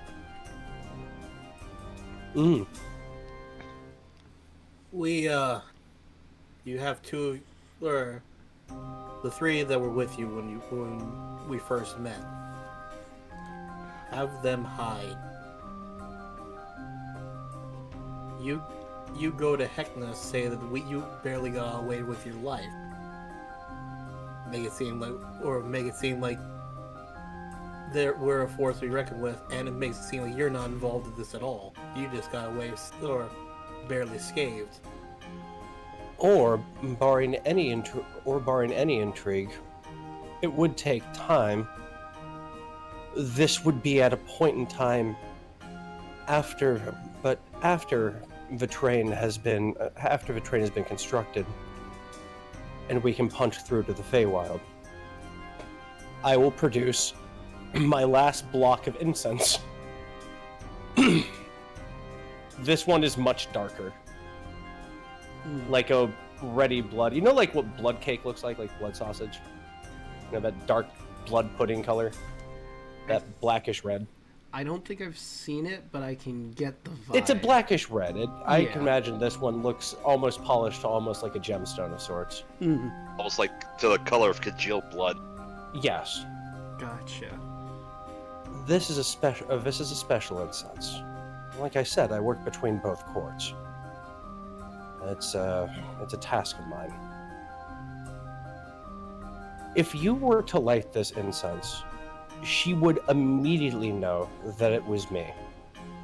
And considering the nature of it, seeing you could easily tell her that Neriadel sent you to go ahead and speak with her. And you can state your case. My name carries great weight, being an envoy of the court, a watcher of the court. In times past, this has worked for many others. I would offer you this blessing as well. Merely light it, place it on a flat stone, and wait, what's the material concept? 5 minutes? Alright, that sounds good. Then I will entrust this to you. And he will gladly accept it. As the exchange is going on and Red is approaching the cocoon where the toy maker is at, he's going to brandish his crowbar and attempt to use that to pry open the cocoon, as it were. Alright. And roll me athletics. I believe the crowbar gives you advantage on these kinds of checks, right? On strength checks, yeah. So if it's athletics, I'll do that with advantage. Come on. Go pen. An 8! Yeah. How dare! The web is really sticky. And your crowbar is like, obviously you open doors with this thing. Webs, it's a little difficult. You need a web bar for that, completely different thing. Yeah. It has like a pointed spike on the end. You gotta have one of those. Anybody have any flame-based magic? We can get rid of this problem really easily. You guys, Red, do you want help? Red will try and spin the other side of the crowbar and just try to do that again if that's possible. Hopefully before somebody else gets there. You can make another attempt, yeah. Yeah, and this will be my last attempt to try and do it like that. But how's it 15? 15 is a little bit better. You think you hit the toy maker? Oh yeah, you have the plus 4. I forgot. Let's see, 17. With a 17, you do feel like you may have hit a bit of the toy maker, and you start to pull, and sure enough, it cracks open, and out rolls the toy maker. There you are, my friend. He's Family Guy planted onto the webbing. He might need some help getting free. With his multiple arms, just Family Guy planting behind his back. Yeah. And since he has no voice, he's just sort of laying there waiting for someone to pick him up. Red will stoop down and pick him up. No, Red. I got this. I scoop him up. Alright. Oh, alright. Yeah. Sure enough, He might... Oh, you very easily scoop him up, and he looks a bit horrified at the moment, and he starts flailing his arms around his feet, looks around, realizes Stefano isn't here, and just sort of sags.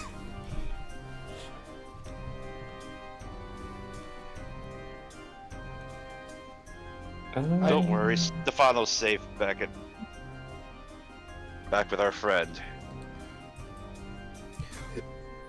Arachne will chime in. Well, yes, but also no.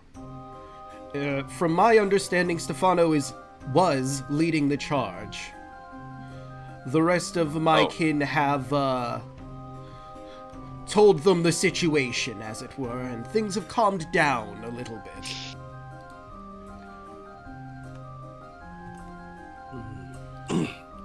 Where do we go from here? Well, I think you should probably get the toy maker to Stefano so that he can keep you abreast of the situation. We're going to try and make it seem as though we're chasing after you, like you've managed to break free with the toy maker in tow. We weren't expecting a surge of awakened marionettes to come in, just a group of adventurers, after all. Of course. If only there was a way to make it look like you're on the better end, to stroke Heckna's ego. Perhaps you could play it off that you managed to beat us within an inch of our lives. Perhaps I might embellish it a little bit. Perhaps.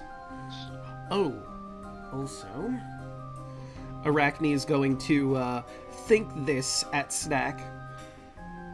You might want to transform back to your humanoid form. If it seems you are part of our coven and working with them, it could lead to problems.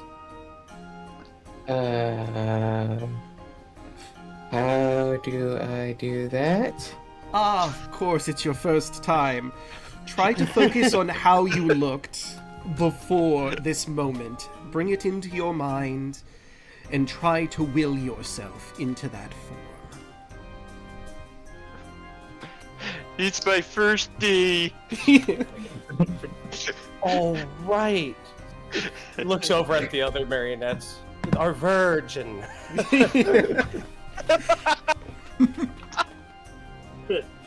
oh, I am not. he just like, I remember. Not a baby. I remember that. Oh, I was so young back then. So full of hopes and dreams.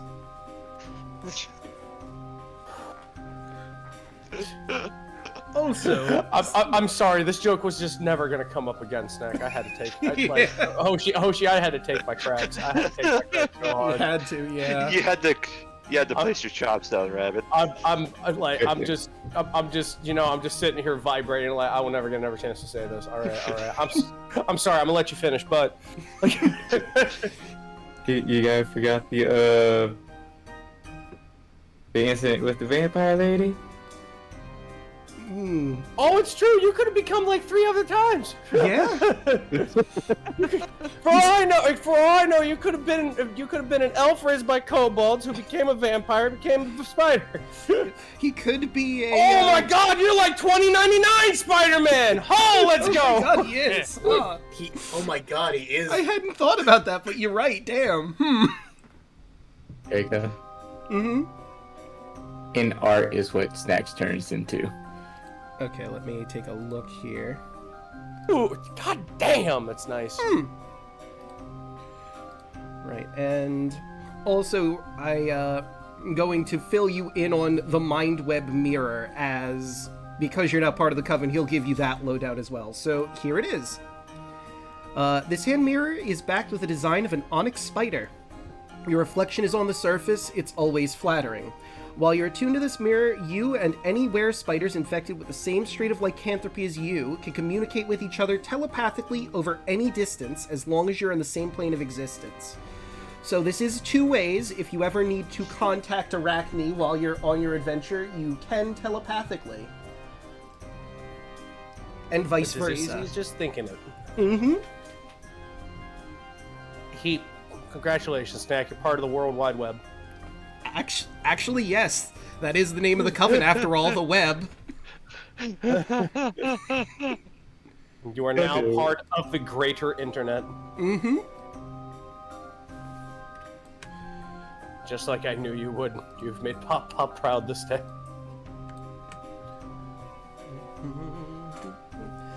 I did welcome him to the internet by both bringing him this kebab. I still think in that video he looks like a dead ringer for the Corinthian from the Sandman, but that's just me. Alright, so... This went really well, honestly. I'm gonna be real with y'all. This could have gone one of 2 ways, and I wasn't sure which way it would have gone. This negotiation working smoothly was one, the other was you having to fight Arachne. Because, I mean, technically speaking, Argyle could have made the case like, you don't need these stupid spiders. You have us as a family. I was gonna have him do it, but at the same time, Argyle would look at him, see if he can possibly be happy here, then that's something he wants. Wouldn't try to force anything on anybody, even in his more mad state right now. True. Honestly, despite everything, Arachne looks like he could be a very killer patron, so... Yeah. You're not wrong. It's not like you're not going to be in the Feywild after this. Hell, I basically just handed him booze digits, man. Like... Yeah, pretty much. Yeah. So, like, I will, just before we move on, tell you what could have been going on in the battle. So, oh yeah, I love hearing what the combat crunch is. So, his Show me the lair context. actions we'll start with. He can disappear into his webbing here and appear in a location 30 feet away from his starting point that is also covered in webs. The entirety of this so he place has is my covered step. in webs.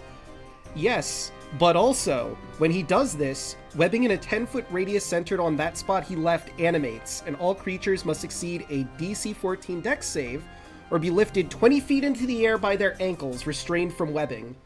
The web can be destroyed. It has an armor class of 12, 15 hit points, and a vulnerability to fire.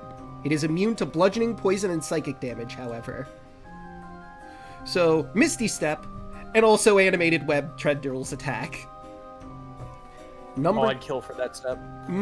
That is a much better version of Misty Step. Lair action number 2. He summons 2 were-spider acrobats in their hybrid form from the shadows. They descend from webs into the space 30 feet of Arachne and act after his turn. And last, but certainly not least, Arachne targets a creature within 30 feet to be illuminated by a spotlight, which follows the target until initiative count 20 of the next round. While you're in the spotlight, you are blinded and take 2d6 radiant damage at the start of its turn. So, Moonlight, moonbeam, but as a spotlight. That's fun. He also, of course, being in his lair and a were-spider, he's got web walking, so he's not impeded by any of his webbing. In his attacks, of course, he's got the bite. He makes 2 kick attacks on his multi-attack, but he can forego 1 kick to make a bite or a web whip attack. What is web whip? I'm glad you asked. It has a reach of 30 feet. You hit one target with 2d4 plus 5 slashing damage, and the target gets pulled 15 feet toward him.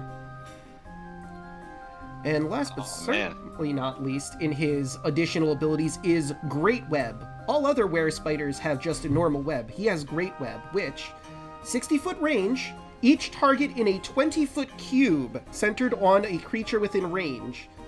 The targets are restrained by webbing. As an action, a restrained creature can attempt a DC 15 strength check bursting from the webbing on a success. The webbing can also be attacked and destroyed.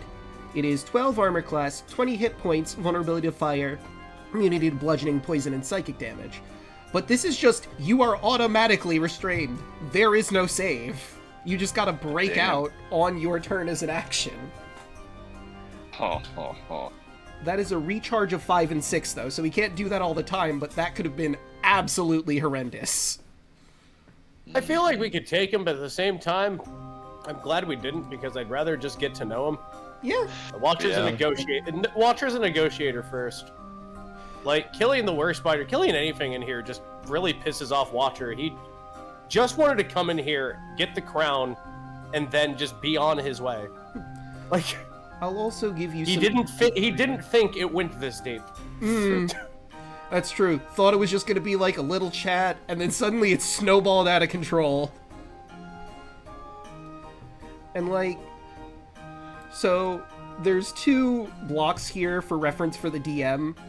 Like, obviously he starts this very confident. He has all the cards here in his lair.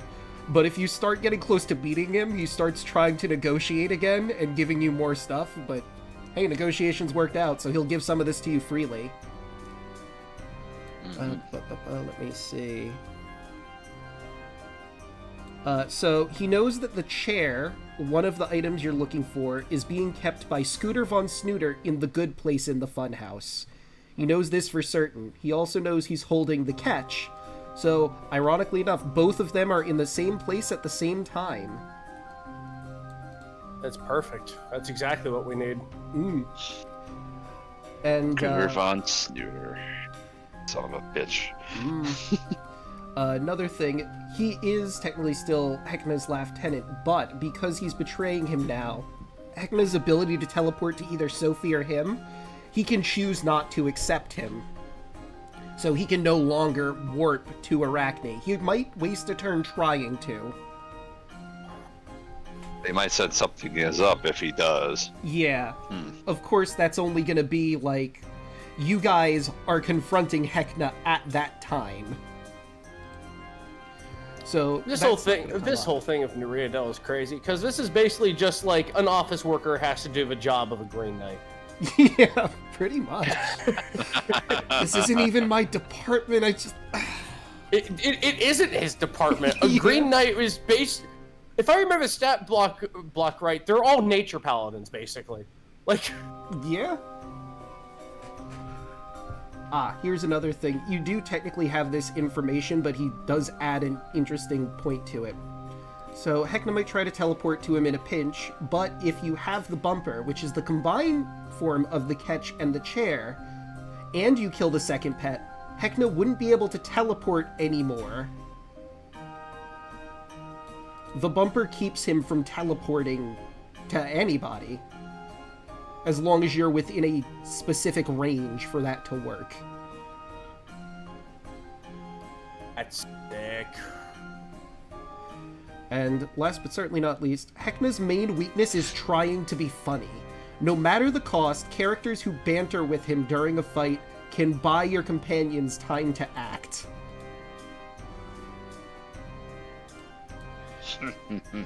He has a very big ego and he likes to be funny, so he can be distracted. Snack and Red. Red will just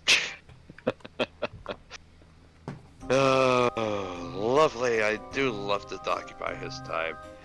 Stroke that big, massive ego he's got. And the pause was purposeful. I like to,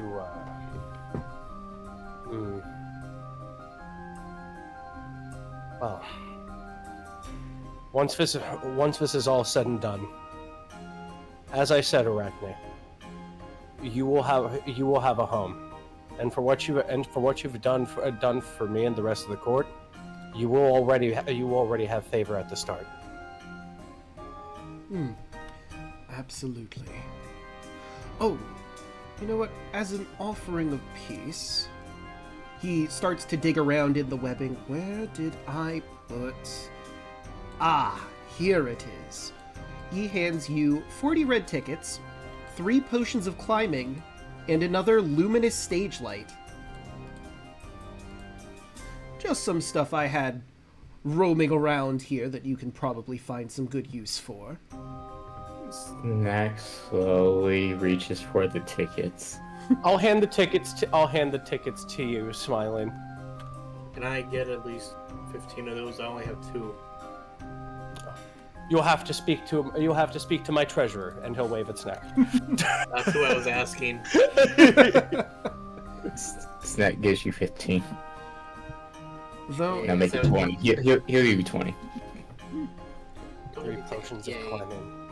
a generous treasurer, to be sure. Of course. This luminous... What is this apparatus? Is it the same as... I'll point toward one of those spotlights. Not necessarily. This one is magical. And I think it was red that has a illuminating stage light still. Yes, because he can't see in the dark. Yep. So now you have 2 illuminating stage lights, so when the first one runs out, you have a backup. It has a minute in there, and I think I forget how many seconds / time you had on the last one, but... He had used 3 rounds of that, so that would be 42 seconds left? I believe so. Let's see. Because 3 rounds are 6 seconds, and then 60 minus 18. So yeah, 42. 42 seconds left of the stage light, if / when you want to use that one again. And a full minute for the new one.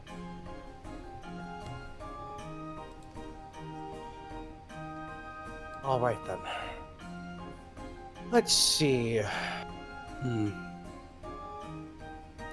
How much time do you believe would be appropriate for us to go ahead and make our exit? And would there be a way that we could leave undeterred?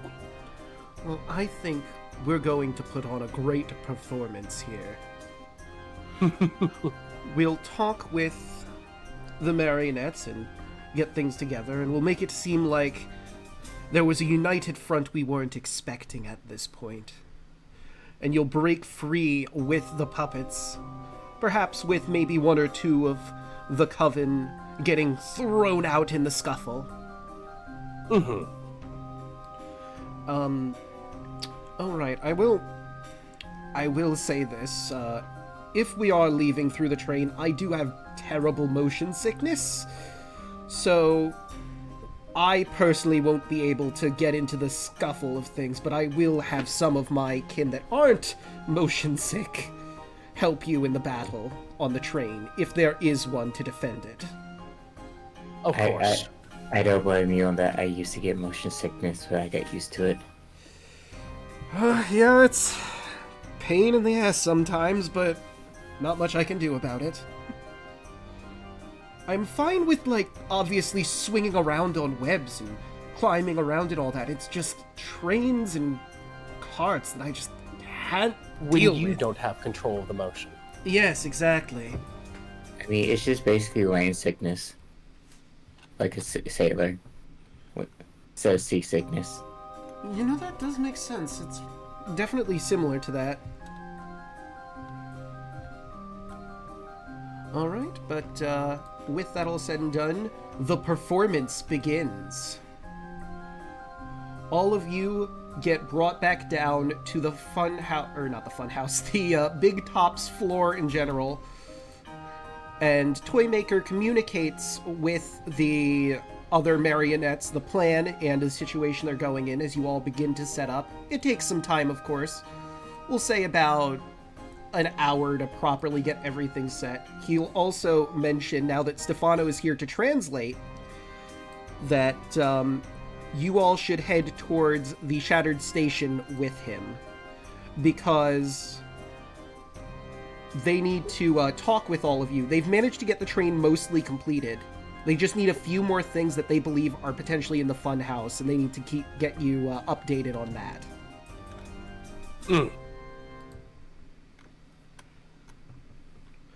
Understandable. Just need to find... Where is... Okay, track complete the train, party arrives. No, that's at Shattered Station. There is a scene here that I'm not able to find. Give me just a sec. Ah, there it is. Oh, no, wait. Nope, that's Arachne, if you all fought him on top of the big top. Okay, layer, Toymaker, blah, blah, blah. Room security explains. Yeah, the Toymaker will also let you know he was captured while you were fighting the pet, which you probably gleaned already. Mm-hmm. He's been wounded and surprised, Heckna, by the death of Myrmidon. He's disoriented, and you can take decisive action. Like I said, you have to head to the Chuchu Cadre to learn about the last few pieces. And then you have to take down Sophie if you want to fight Heckna instead and change your ideas. But you have to go into the Sophie's going to be up for negotiation. We'll see about that. But we'll see. We'll see. If I could just find... Is it... No, that's the showdown with Actually, I know what I think about it. I have a great name for this. Hold on. Another very important thing to all of you. You've all gotten a level from this. Oh, fuck yeah, buddy! All right. You are now all level 8. Yeah. ASI. ASI. ASI. Or feet. Okay, I found the thing I was looking for, but I think that's when you're all ready to properly go to the flop house. And while you're leveling up, we'll have the show. Arachne's last dance in the Revelia, as it were. It's a grand show. There's scuffling heard from inside the tent, from anyone passing by if they cared in the chaos of the Blood Moon. As marionettes, yourselves, and a few were-spiders get tossed into the chaos, thrown to the sides, they make the valiant attempt to try and keep you held, but too many puppets are there and they swarm them. It's horrifying and dramatic for any one of the were-spiders, but you manage to pull through and escape on your various mounts, free into the Revelia at large, under the blood-red moon. Hot damn. You know what? I'm gonna go with... I sent you something in memes. I think you'll really enjoy it. Alright, let me take a look at this. I made the right decision. Because as a war or a level 7 Elder's Knight... I'm sorry, I just saw the meme. I'm sorry, I just love this. At level 7th as an Elder's Knight, if I use a cantrip, I can then use my use one of my multiple weapon attacks as a bonus action. This is all I've ever wanted. I'm very happy right now. Hell yeah. And what's this? Level 2 spells? Ooh. Holy shit, you're a freak. That's awesome. Yeah, I love that so much. And it's actually...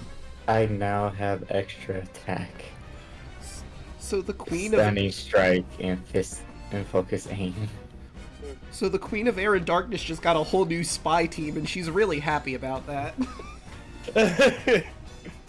You can help me with so many intrigues.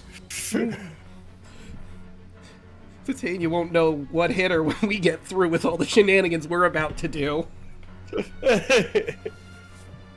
Let the prank wars begin! Let's see. Fighting cleric.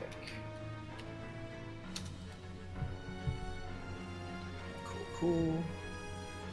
I think this is a pretty good place for us to end after you guys finish leveling, unless you wanted to maybe continue to the Choo-Choo Cadre at the Shattered Station to see what's going on over there. I say we go there yeah. first, and then... Alright. You'll probably see some stuff while you move through the Revelia, but we'll see how that goes.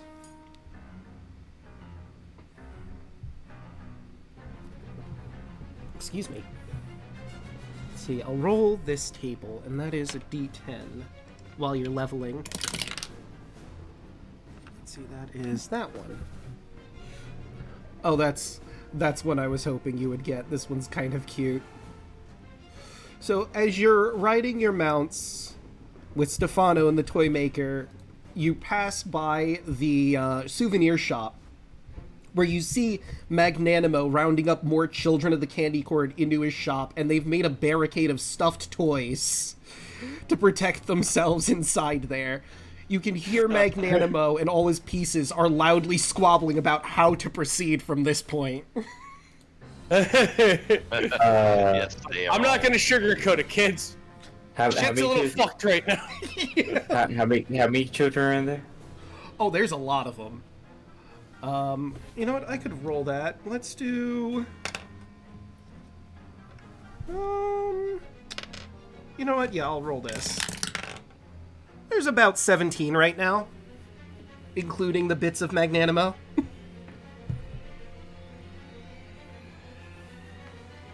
17 tickets. They've constructed a very secure toy barrier, though. I don't know if you're going to be able to get through that. It's just so soft, and it's like going through like something wrapped up like a whole bunch of bubble wrap, and it's like layers upon layers upon layers of bubble wrap that are just like toys. Yes, exactly. Hard to beat through that. How are you going to get through all that fluff? Really? There we go. Hot damn. That's stupid. Now my cantrips go ahead and add my wisdom modifier to her damage. Ooh. I just took the S side to bump my dex because I needed it. I finally have a 16 in dex because getting more damage is always good. Mm-hmm. Yeah, it is. Let's see, and then Warning Bond, Protect Bond. You know what? I'll include this too, because this is fun. And, I mean, you went a long distance from the big top to the Shattered Station, and you managed to pass by the hostel.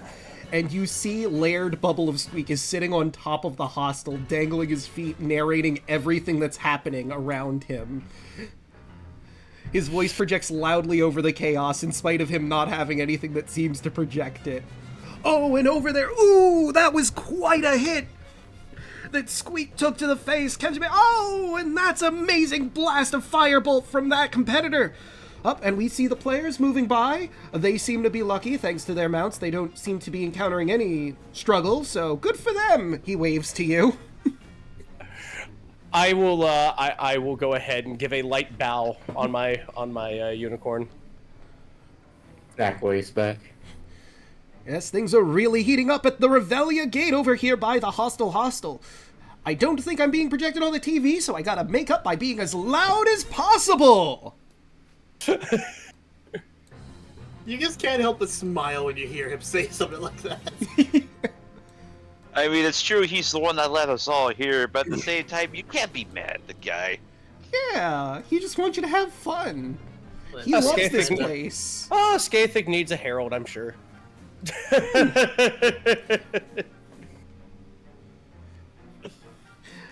I do love the name of this chapter. Because this is, if you guys are heading to the train, this is called Full Scheme Ahead. Full scheme ahead. I love it. I'm looking through all these spells. I'm like, okay, I have one obvious one. I don't know what I want to make my second spell. Oh, that's where they get you. That's where they get us casters. Boom! Especially third casters. Yeah. Just be clear. What do I have? Yes. Yeah. Congratulations, you have all of the spells. Pick what you want. I love that. I love that 5es way for casters. Just like, fuck it. I'm gonna force you to like a cleric. This is how I'm gonna force you to like a cleric. I love the fact that you could make a whole team of nothing but clerics, and it would be a very viable party. Oh yeah. You just gotta take the different flavors of clerics, and then boom, party comp. True. Oh, Draco. I added spider form to the art. Oh, yeah, Oh, there's a new one here. Okay. Yeah, I'll have to make a token and make you a shifting token now that you can absolutely do that. Save image as... Snack spider form. Spider snack. Spider snack. Does whatever a spider snack does. There we go. Oh, so any, as a thing for Arachne, as we're riding by, since I'm level 8 now, I have a new little trick. A thing for Arachne. I'm going to ride by on my unicorn from our way from the big top over, and also to that pyramid we kind of toppled over. And just do this. I don't know if it'll work. I don't know if it won't, but I'm at least going to go ahead and try. Yeah, I think they've been dead for a while. I don't think it'll work anymore, unfortunately. Well, I got great news. We can bring them back to life once this is all said and done. So gather those bodies, keep them fresh, and put them over there. Just set them to the side, get some ice, maybe? I don't know. Look, a halfling cleric would balk at this stuff, but you know what? Hey, so... Right. You make your way... Don't worry. Oops, sorry, I'll go get ahead.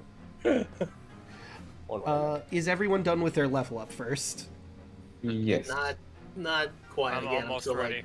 Okay. Like, I just gotta think of a second spell. Right. We could take One a that quick- makes sense for Argyle, which is actually what's causing me all this grief. Yeah. Well, just look at your spell list and just stare at it. That's what I do. Something will come out to you. And I mean, you do also have all the clown magic you could look through, being a warlock, if you It's want to true. look through there. You know what? I completely forgot. Let me look at the clown magic spell list. Let's see. Where do I have Warlock? There we are, Warlock, right near the bottom. So, what level of spells do you have access to now? Level 2? 2.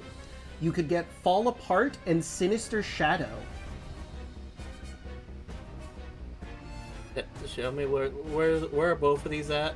So, if you click on the Wacky Clown Magic tab, there's the Clown Magic list. You can click on that, and then you'll see an image, and if you scroll down, you'll see clearer text of what every class gets. And then, if you want to see the spells you can deal with, all of the gifts that are underneath there are in alphabetical order. So Sinister Shadow is near the bottom. And that is a second level illusion spell. And because you're an Eldritch Knight, that gives you access to the wizard list, doesn't it? Yep. So wizards have the cantrips Eat Rocks and Mischievous Mobility.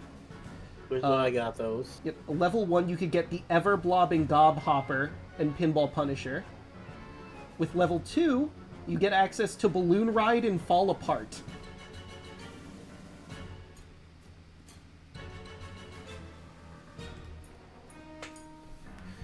And for point of order, since you're getting your spells now, if you want to stop at locks while you're on the way, we'll just say you grab the spell components, just for sake of ease.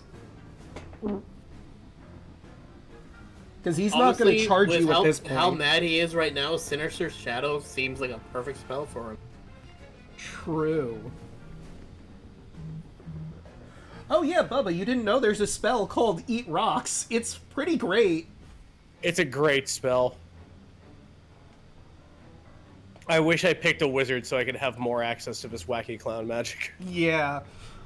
Like, I mean, you could probably flavor it in any campaign if your DM would allow it. You could make, like, a clown character utilizing these spells. I still got them. Honestly, if I ever get the chance to go ahead and make my clown character, it's your fault. For like a game, I definitely want to get your clown list. I am so happy. It's my fault that you're gonna play a clown. It's a Haragon. It's a Haragon wizard. He has vehicle proficiency. Want to know his vehicle? Sure. Unicycle. That is amazing. I love it. He juggles. His magic missile is he juggles little stars and then he flings them at people. It's great. I love it. Oh yeah, he's cute. His name is a nonsense name I've loved for a very long time. Smeebles. Smeebles. Smeebles. But, you know what? We haven't taken a break proper, so while everyone's still looking through magic and putting things in, we could take a quick break, stretch water, drink legs. That was good. I figured out the end, so it's actually not that. I mean, I'm ready to go. Oh, it is almost midnight, isn't it? Yeah. That is true. How's everyone feeling fatigue-wise? I'm Someone gonna go ahead take and a grab count while another we're beer going. out of my fridge. Don't answer that question for me. Answer that to Draco. I'm gonna be right back. I'm just gonna put in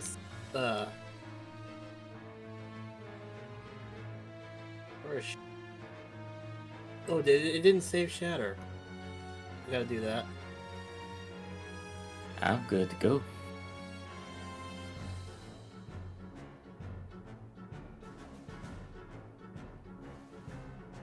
I don't have to be to work until like 3 hours anyway.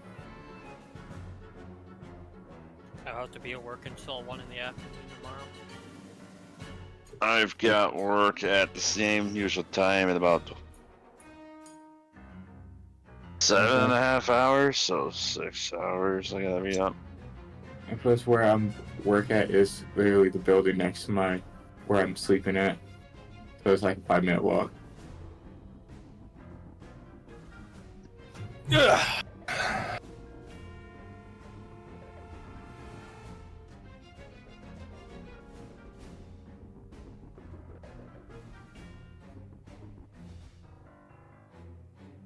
All I need is a blank piece of black paper. No, that's easy to find.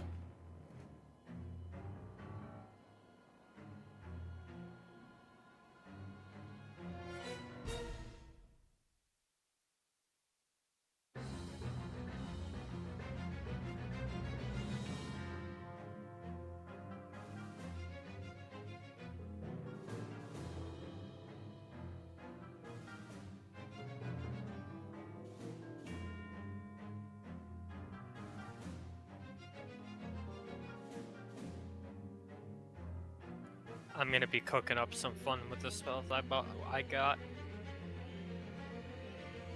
Hey, I can now hit 5 times. I'm just happy, guys. I have my favorite spell in the game now. I'm just most likely happy I just got extra attack now. Finally.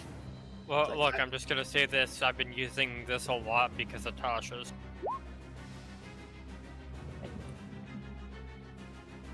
Being able to swap spells on a long rest.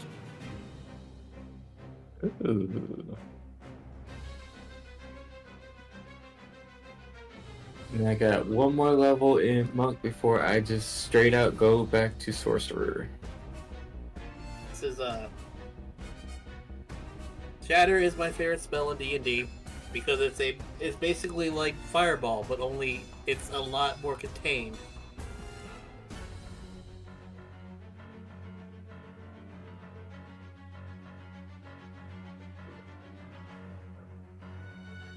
We're going favorite spells must probably be Psychic Lance. That was actually one of the questions that was also on the Q&A. Because honestly, if I think about it, Psychic Lance, if they're in the vicinity, call their name, it homes onto them.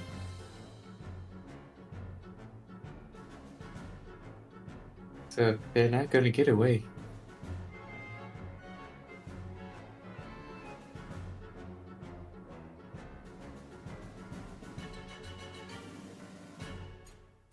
And hopefully it's a spell that I'll be able to use Thursday.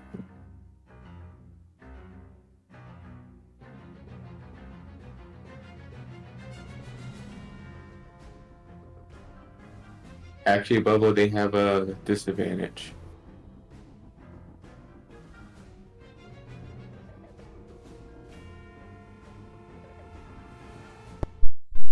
I have returned.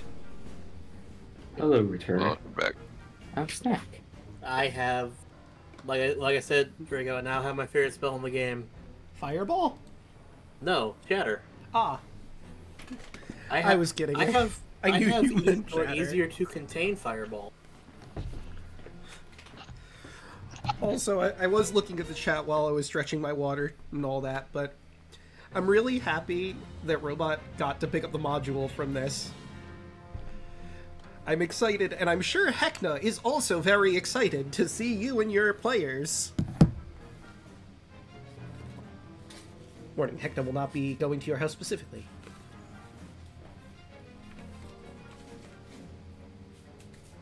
I imagine potions of climbing work just like spider climb. Pretty much. Okay, that's what I figured.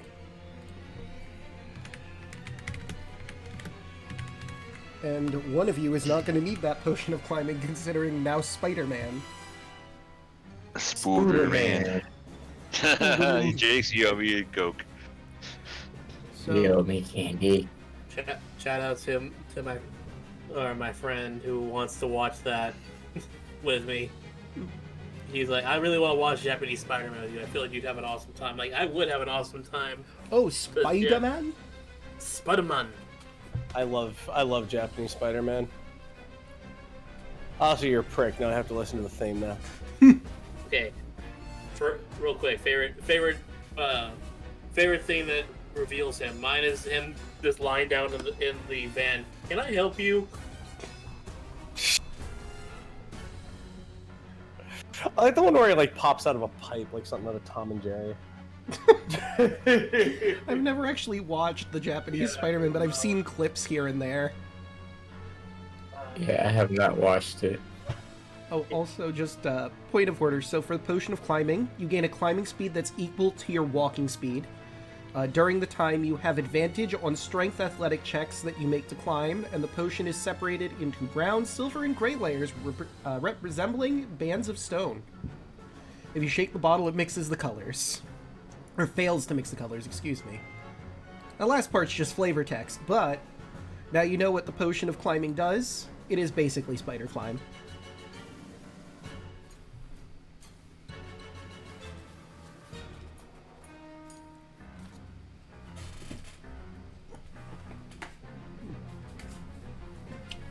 Is everyone back? Yes. Yep. Yes. Getting there. Alright then.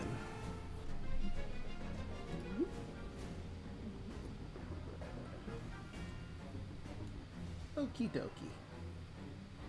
I don't know what this giant bubble in the red moonlight is. I think it's just from having you guys on the map for some reason.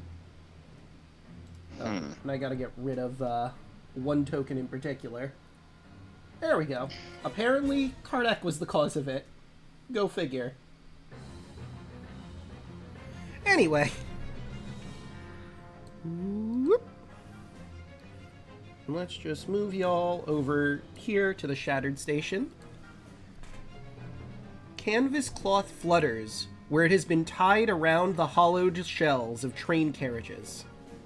A group of marionettes that came here before you are locked in a battle with two feral thralls, Sparks and blood fly through the air. Piper, a wrench clamped between her teeth, swings out from under one of the canvases and slams into one of the thralls, knocking it down and out. She reaches over, slamming a hammer into the spine of the second thrall, and calls, "A little help!"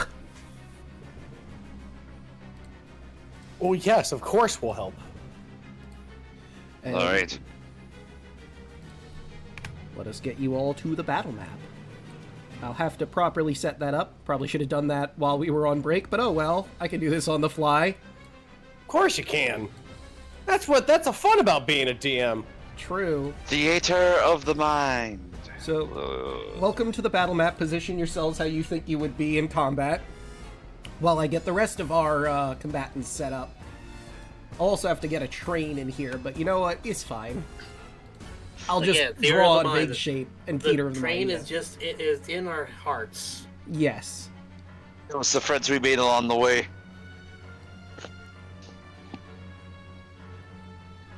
Yes, I made that joke. Mm-hmm. Indeed you did. Wait, where are they? Oh, I'm starting to put them in. But you guys can position yourselves on the map however you think you would be walking into the Shattered Station. I also have to get the Toy Maker up in here. Let me find his token. You walked here, so he's a little beat up. Let me put him back down to where his health was. I think it was like, yeah, right there. We have one Feral Thrall, who's been in the throes of things. Boop. And I have to get Miss Piper. Token. Not Precious Piper. Oh. Or sweet, sweet Piper. One of the choo-choo cadre. The one in the wheelchair, the gnome. Okay, I know I made a token for her. Where is she? She up with in C for choo-choo cadre? Oh wait, no, there's a better way to do this. Let me go to this area, because I think I placed her on here. I sure did. Okay. Now we go back to the battle map. Whoop. There's Piper. There's the clown. Here you are. Your turn order. Roll your initiatives.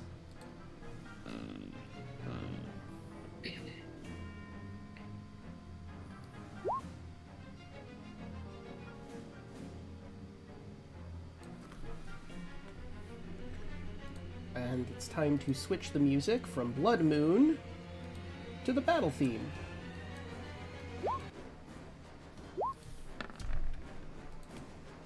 Ooh, I get to start first. Okay,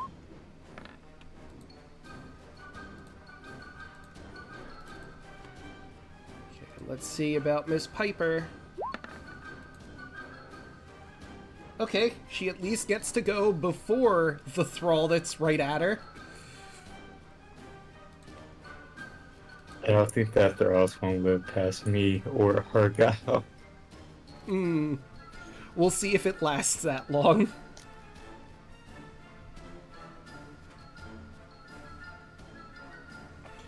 But, Argyle, it is your move.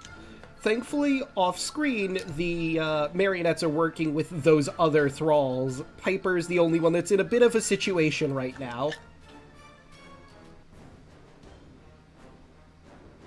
Real quick, I'm just gonna do one magic. So I'm sure that, of course, I'm going to use it. So I'm gonna aim right here, and I'm gonna cast Shatter. All right. And that is a Dex saving throw, I believe? Yes.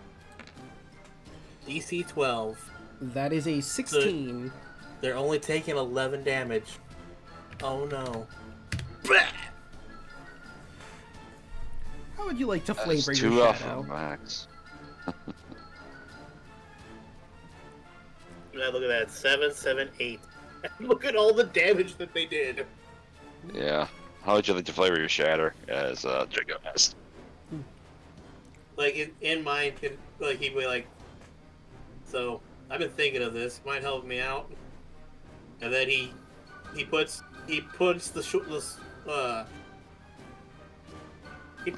forward, and it goes, it basically, like, it shoots out and hits the point where it hits only the clown and not Piper. All right. The clown gets slammed back and forth. I will also say he did take some damage from the battle before you got here, so it's not all the shatter. I like to think it is anyway. It'll make my ego feel a little bit better. Fair enough. Anything else, Argo? That's it. Snack. Snack runs up towards him. And third sheet, where is it? And go and take the hammer. Well, party pooper. 26 to hit. That'll hit. 13. 18 damage. Any DC 17 charisma saving throw. How charismatic is this feral thrall? Alright. That is a 3, though. He is silenced. And then he is going to take another hammer smack. 25 Will hit. for 15. He's barely standing. Third These clowns- attack. Shit These for clowns have giggle. some gangster shit. I'm biting. An 8 will not hit, unfortunately. Do a D4. He might have a 12.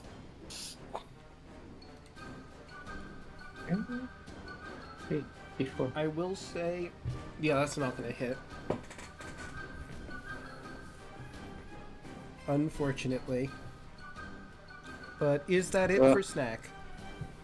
Bonus action. This stick. Boop. Yeah, that's going to hit. 12. And how do you want to beat up this clown? You just watch Nat just like swipe side to side on the head. As he tries to go in for a bite, he misses, and then he is pissed off and swings the stick to the crotch of the clown. Clown's got nards. Got him in the balloons. You hear a popping noise as he falls to the ground, and you see a little schnozzling at the end of your stick.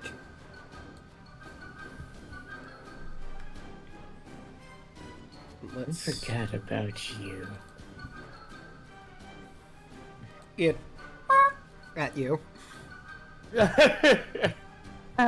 Menacingly. It must be killed. That is a 16, so it will go after Red if it lives. If it lives. Speaking of Red, 90, that's 5, 10, 15, 20, 25, 30. He'll make his way over to Snack. With a flourish as a bonus action, he's going to flick around the split decision to convert it into its rapier form. And he will then stab the schnozzling. Let's see. There it is. That's a 23 to hit. which absolutely will hit.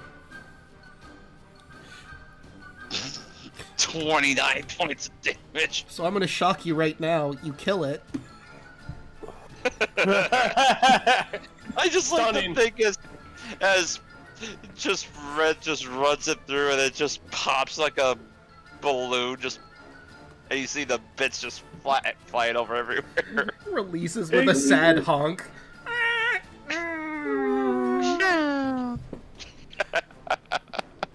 Actually, you know what? I think everyone just has the same thought in their head. It's basically the sound that they make on Price is Right when the guy gets it wrong. Yes. I was just gonna say it. I was gonna say it sounds. It's like the sound of a balloon deflating. Yeah. Just the fart noise.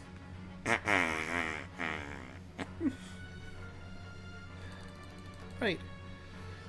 Whew. Thanks, guys. I've been attacking. No worries, Piper. Alright, let me get the others together. We've gotten most of the basic repairs done with what you've given us. But we're going to need... At the end of things, we're going to need the big items, and we have a list of stuff that we've gotten from the schematics. Thanks to DC, who, unfortunately, she bows her head, has succumbed to his clown corruption, and as per his request, we put him out of his misery. I am sorry to hear about that. Yeah. It's what he wanted, but we'll miss the guy. And, sure enough, Giggles, Rough and Tumbles, and Wakaman. Some of these people you haven't met directly, so allow me to show you the full picture of the Choo Choo cadre together at last. With their power combined, they are Captain Planet. So, the Knoll is Rough and Tumbles, Giggles O'Lear is the elf, Piper, of course, is the gnome in the wheelchair, and Watt you've met is the dwarf here. I like. It is like how Rough and Tumbles is literally walking around with a massive bolt. Yeah. Holy crap. Alright, so what we've gathered is we're going to need some engine grease. The components of the engine are stuck and rusted. It can be resolved with a proper grease or lubricant. What we've found is Sophie's lab in the funhouse is more than likely going to have what we need.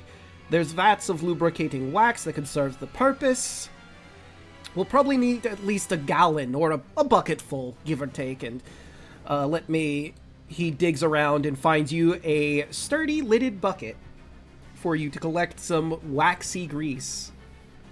Ariel will take that, considering that if it's a 5-gallon bucket, he's probably the only one that could probably lift it after it's filled. It's 1 gallon, but Wait a second. I have something. Me. I have something funny here. Mm-hmm. The stuff he's holding around, is it iron? Yes. Okay.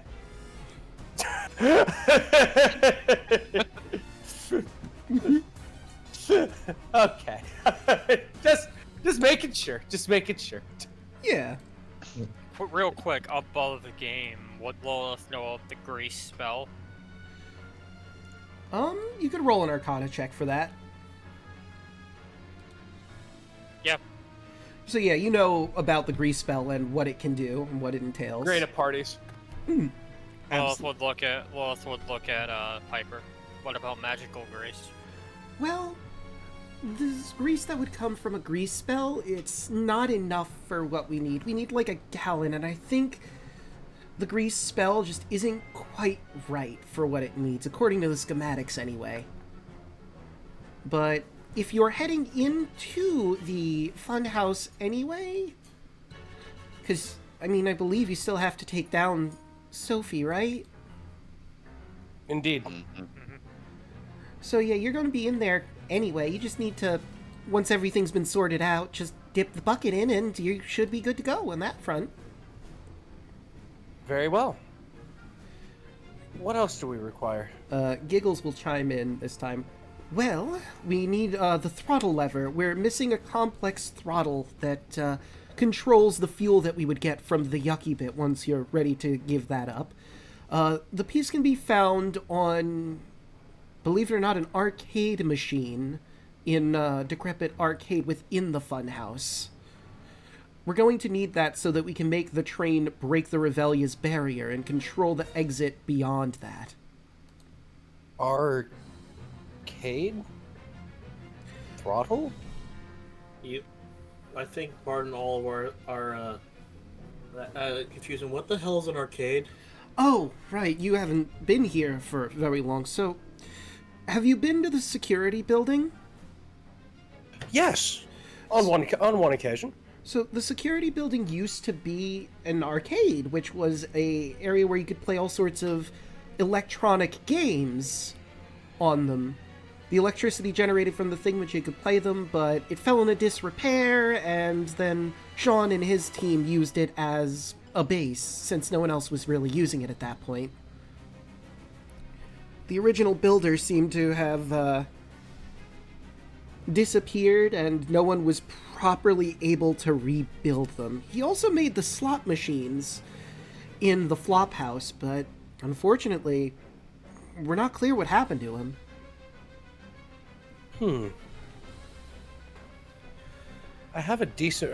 I believe I have a decent rapport of Sean. That would be more than enough for us to get into the security building. I mean, so there's another arcade that Heckna has within his funhouse called the Decrepit Arcade. Okay, That's I'm with you. the games that work, so you'd have to go into that one. Plus, I think Sean is Okay. out enjoying the blood moon, as it were. Right, because of the blood moon, he'd be. Well, I see.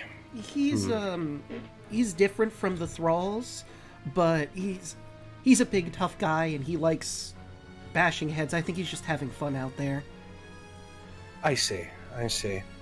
So this Somebody has to be. arcade and these electronic machines, is there a specific one, like a shape or a size, or?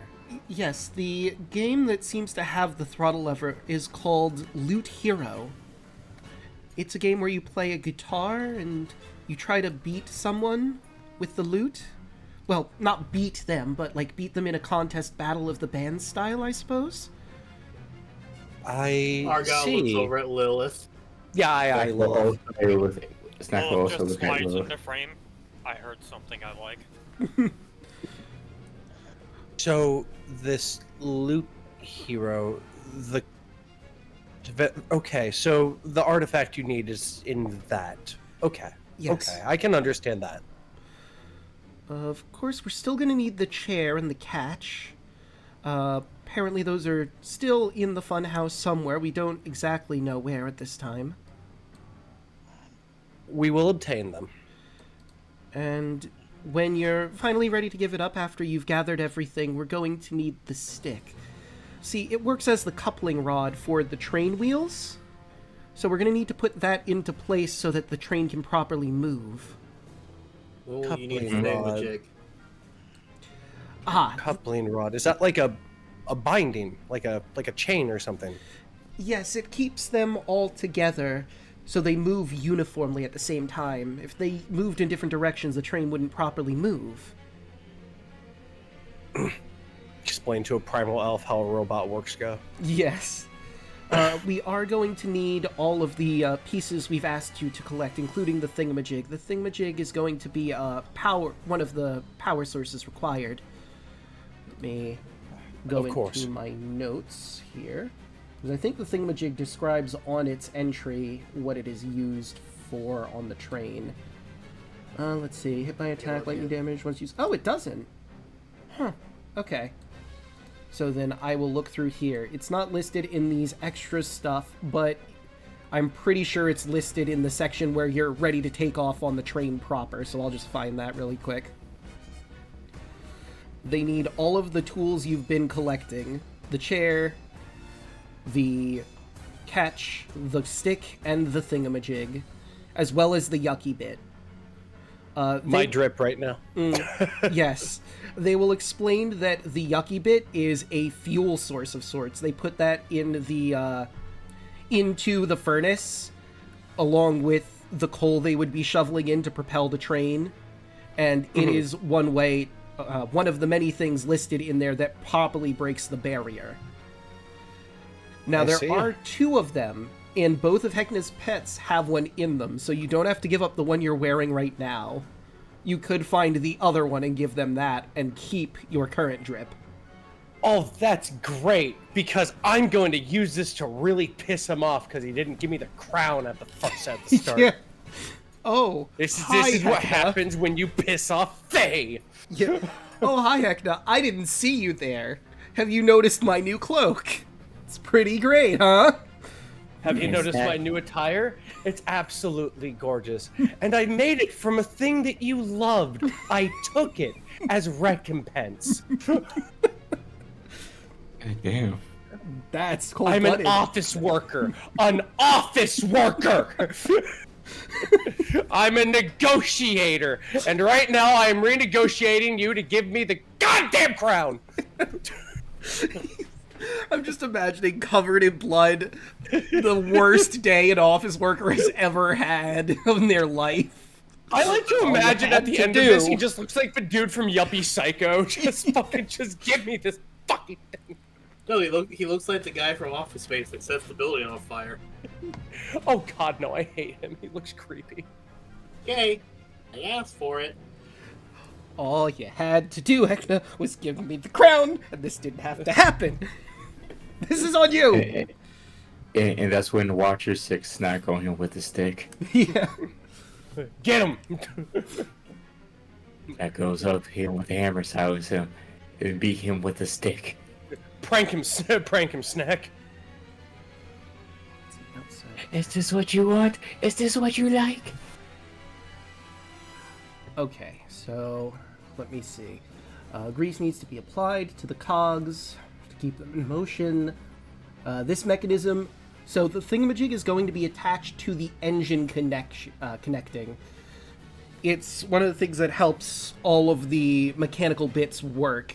As you know, the thingamajig was a power source for the eye, and it works the same for the train, powering all of the bells and whistles, as it were. Not the actual propulsion of the train, but the stuff that makes the train go. Okay. Of course, the bumper, which is the combination of the chair and the catch, are going to form the proper chair for piloting the train in together. And with their powers combined, you are able to pierce the proper veil out of the Revelia. Captain Planet. Exactly. With your powers combined, you turn the train into Captain Planet. Which is kind of terrifying if you think about it, but we're just going to ignore that fact for the time being. But that should be everything that we need. Piper will chime in. They hand you like a little list that lists all the things again. Fortunately, I think they're all in the funhouse, so you're gonna have to get in there. To which Stefano and the toy maker will chime in. Alright, so if we're going to be going into the funhouse proper, you all have access to the lab because you were dragged there before. And if you have funhouse keys, you can go into there, but you'll know that they don't let you go any further than that. If we go into the lab and we take down Sophie, or maybe negotiate with her if you can pull that off, I guess, Heckna will allow you into the funhouse because he'll realize he'll have to deal with you himself at that point. Right. So all arrows are pointing us at Sophie now.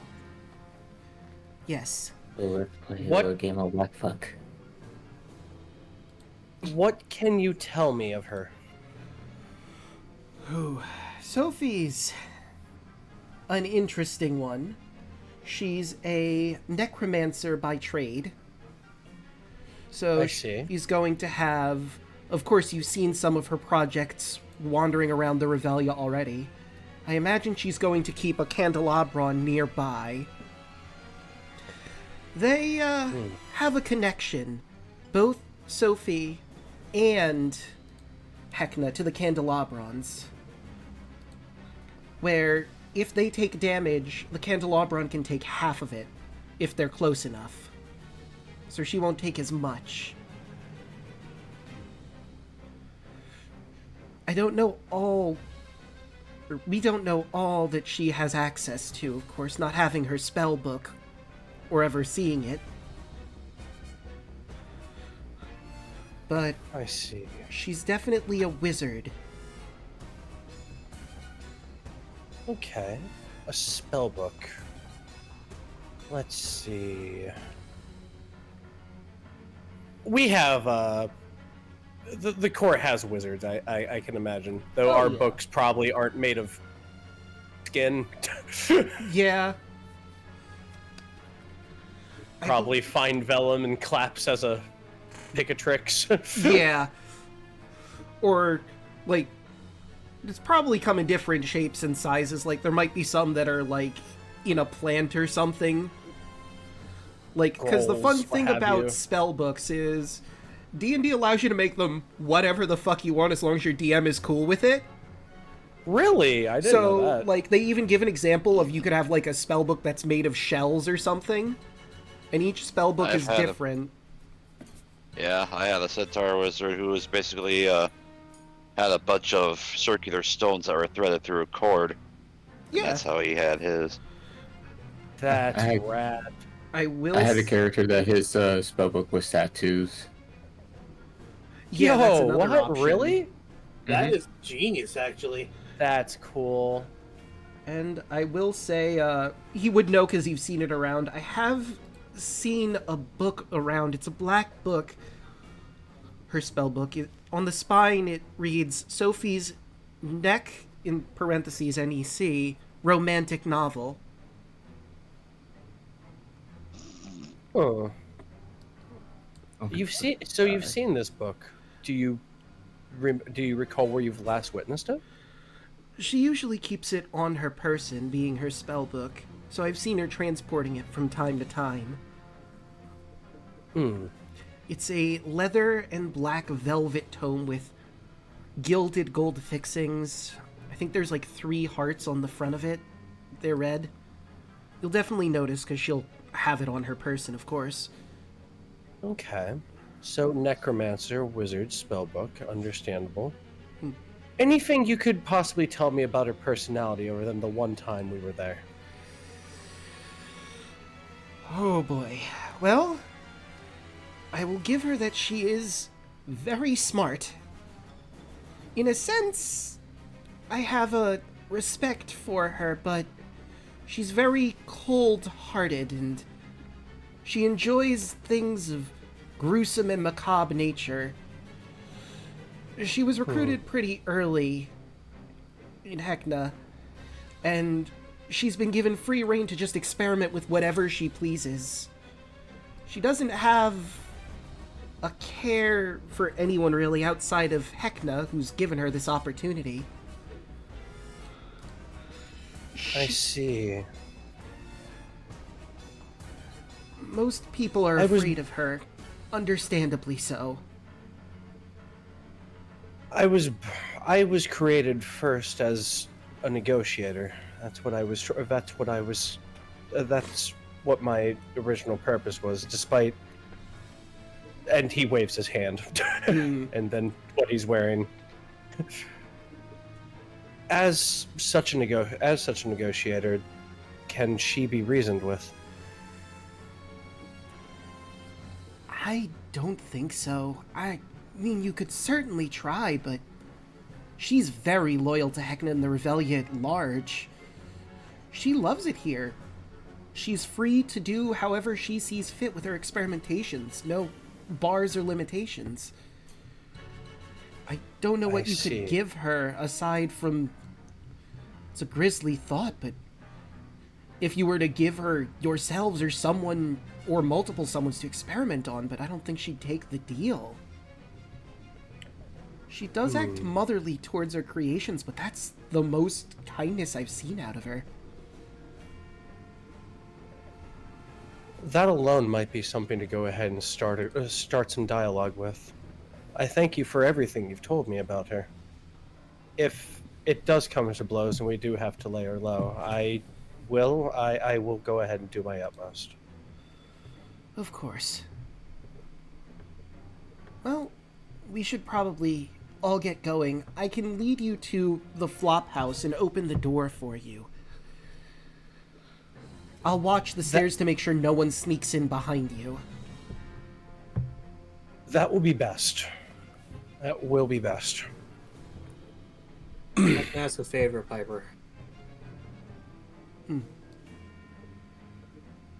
Heckna, while we were in the big top, teleported in and kidnapped Cardiff. Oh no. Don't know what's become of him. Scared to find out, but I need to find out. So if you can have someone looking for him. If you can have someone looking for female blue dragonborn. She was last seen in the disco. Okay, yeah, we can certainly have people scour. We're going to be grabbing people from all over, letting them know, once we're closer to the point when we're ready, where to meet up at the train so we can take off. But we'll certainly look for Hardak, I believe, and your friend. Goodness. Please do. I'm barely holding it together as it is, honestly. I'm finally now just calming down from my thoughts.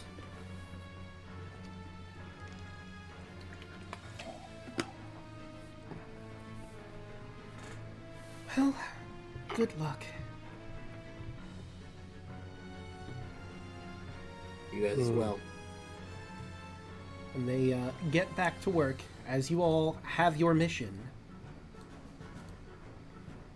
You step back out with your mounts, ready to take off towards the flop house, to either negotiate with Sophie or take her down once and for all. But I think with that, we'll end this session here. Yay! Hell yeah. Well, Let's start Oh, going man. around the horn. You know what? We'll start with Milla. How you doing? What you got going on? well, I am super tired because it is way past my bedtime, but you can find me Birdsight, Millaninja Nerd, Blue Sky, and Twitch at some point at Millaninja. Also, Monday night Switch at TV Cake. We're in the final arc of the Horde of the Dragon Queen supplement thingy. We have dealt with the usurper master of the castle, restored it to its rightful order. Now we have to deal with the white dragon. Tune in Monday night and find out how we fare against it. Well, on that note, I need to get the heft to sleep, so you all have a good night. Sorry we ran so Good late. night. Oh, good. Have a good night. All right. Moving along, Choco, what do you have going on? Hello, you can find me here on Tuesdays playing Wolf. You can find me over on twitch.tv/TwitchPerson along with Daluna on Wednesdays for Power Rangers Cyber Strike. Game is probably going to be on hold until after the holidays. Stay tuned to our socials when we do decide to return. Besides that, you can find me on YouTube and Twitch and Blue Sky as Chocolate Zombie 101 and on Twitter at Choco Zombie 101. All right. And Hoshi, how'd you like tonight's session? I enjoyed tonight. I was honestly, when I got the Spire Belt the first time, I was actually debating if he was actually turn out good, I would probably join him. So it just came around in a circle, apparently. Yeah. Funnily enough. And that's all I gotta say. All right. And moving right along to Luna, what do you have going on? Hello. So the 13. You can find me on Blue Sky, Twitch, and YouTube at Daluna13. Twitter at Daluna1338. Still not calling it X. Fuck you, Elon. Agreed. But anyway, Choco said we might have Power to Cyber Strike tomorrow. We might not. Keep an eye on our socials to be sure, because we gotta double check our scheduling and everything right now. Bit hectic with the with everything because of the holiday season, and for me personally because I'm moving in about a week and a half. But till then, you'll find me here on Friday for Kingdom Hearts Recoded. Let Draco talk about that in a second. And then Monday, you will see me on my channel for episode 5 of the Menagerie.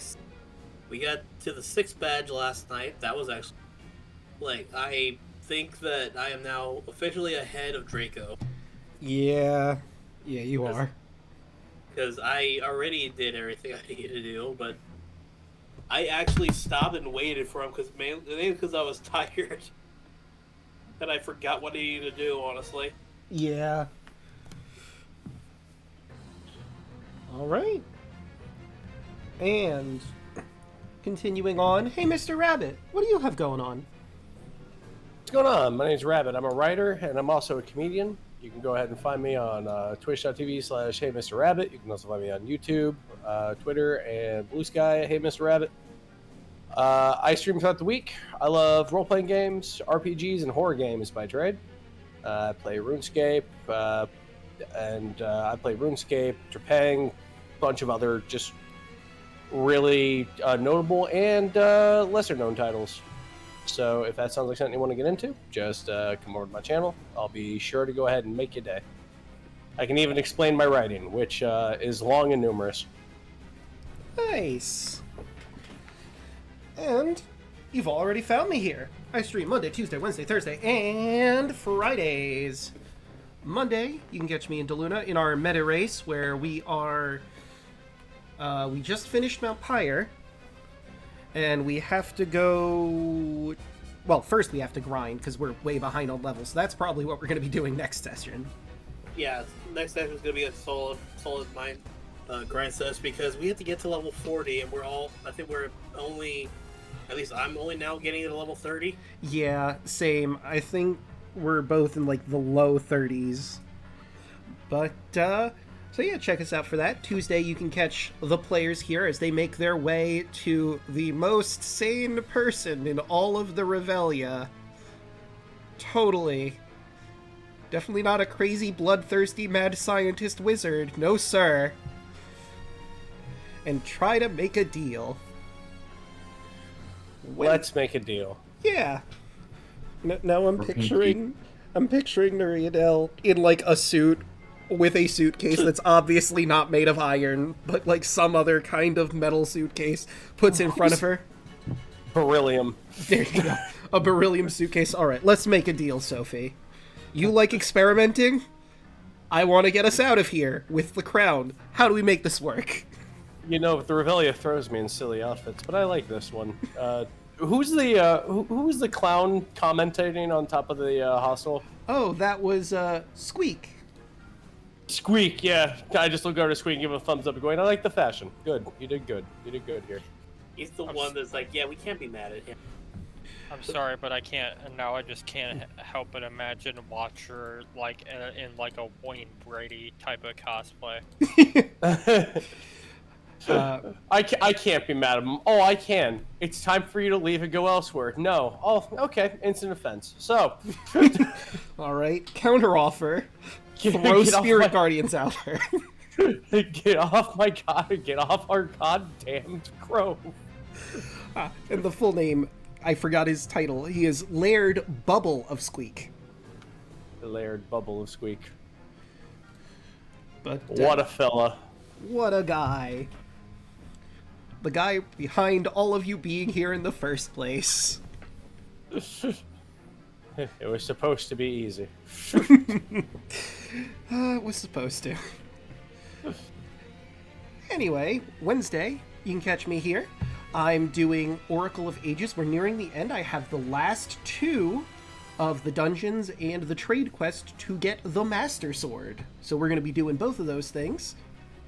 Thursday, you can catch myself, Royal Hoshi, Lost Knights, Yelling at Me, Broad and Rod, Onyx Locket, as they, intern Simachia now, have made their way to the top of the tower, because they're interns, you see, Not because they're the heroes trying to take down Sidon. No, sir. Just interns. And Just normal interns. Yeah, and they're just going to explore the tower for a little bit as they wait for Sidon to get here so they can have their meeting. Surely. Look, when you give the bar a bit of interns, I roll with it. Yeah. You certainly did. But hey, if you want to watch their meeting with Sidon, which certainly won't turn to violence, you can check that out on Thursday. And last, but certainly not least, like Daluna said, you can catch me here with him as we play through Kingdom Hearts Recoded. We are going through Riku's various worlds that are inside his body because Dataku was corrupted by Pete, so we have to get all our powers back because our powers were stolen from us when we went inside to try and fix him, and then we can try and help fix him. It's very complicated, there's a lot to do, and you'll have to come in to check that out. But with all that said and done... Oh, sorry, go ahead. I was gonna say, like, at this point, this is the part of the story where it kind of loses you. Yeah. Like, at least it did for me. At least watching it. That's fair. I mean, I'm still here for it, but, like, the story is not the reason why you play Recoded. You play Recoded to have a fun, silly time in the Dataverse. The story is very not impacted by Recoded's events. But I digress. With all that said and done, we have 2 quotes of the session, actually, because Robot wasn't here for the last one. So for last session, it goes to Heckna for, "Sorry to cut in, but I need to borrow someone." I'm sure Argyle loves that quote. Yes, very much so. And for tonight, "Any unfunny business, and I'll put the laughter back in slaughter." From Arachne. But now, let us find someone to raid. I had the usual suspects. I got Beowulf, Evie, and Bosco are doing a Halo 4 lasso run. Oh, that sounds fun. Then I have Connor, Bracky, Sheru, and Zito is also alive.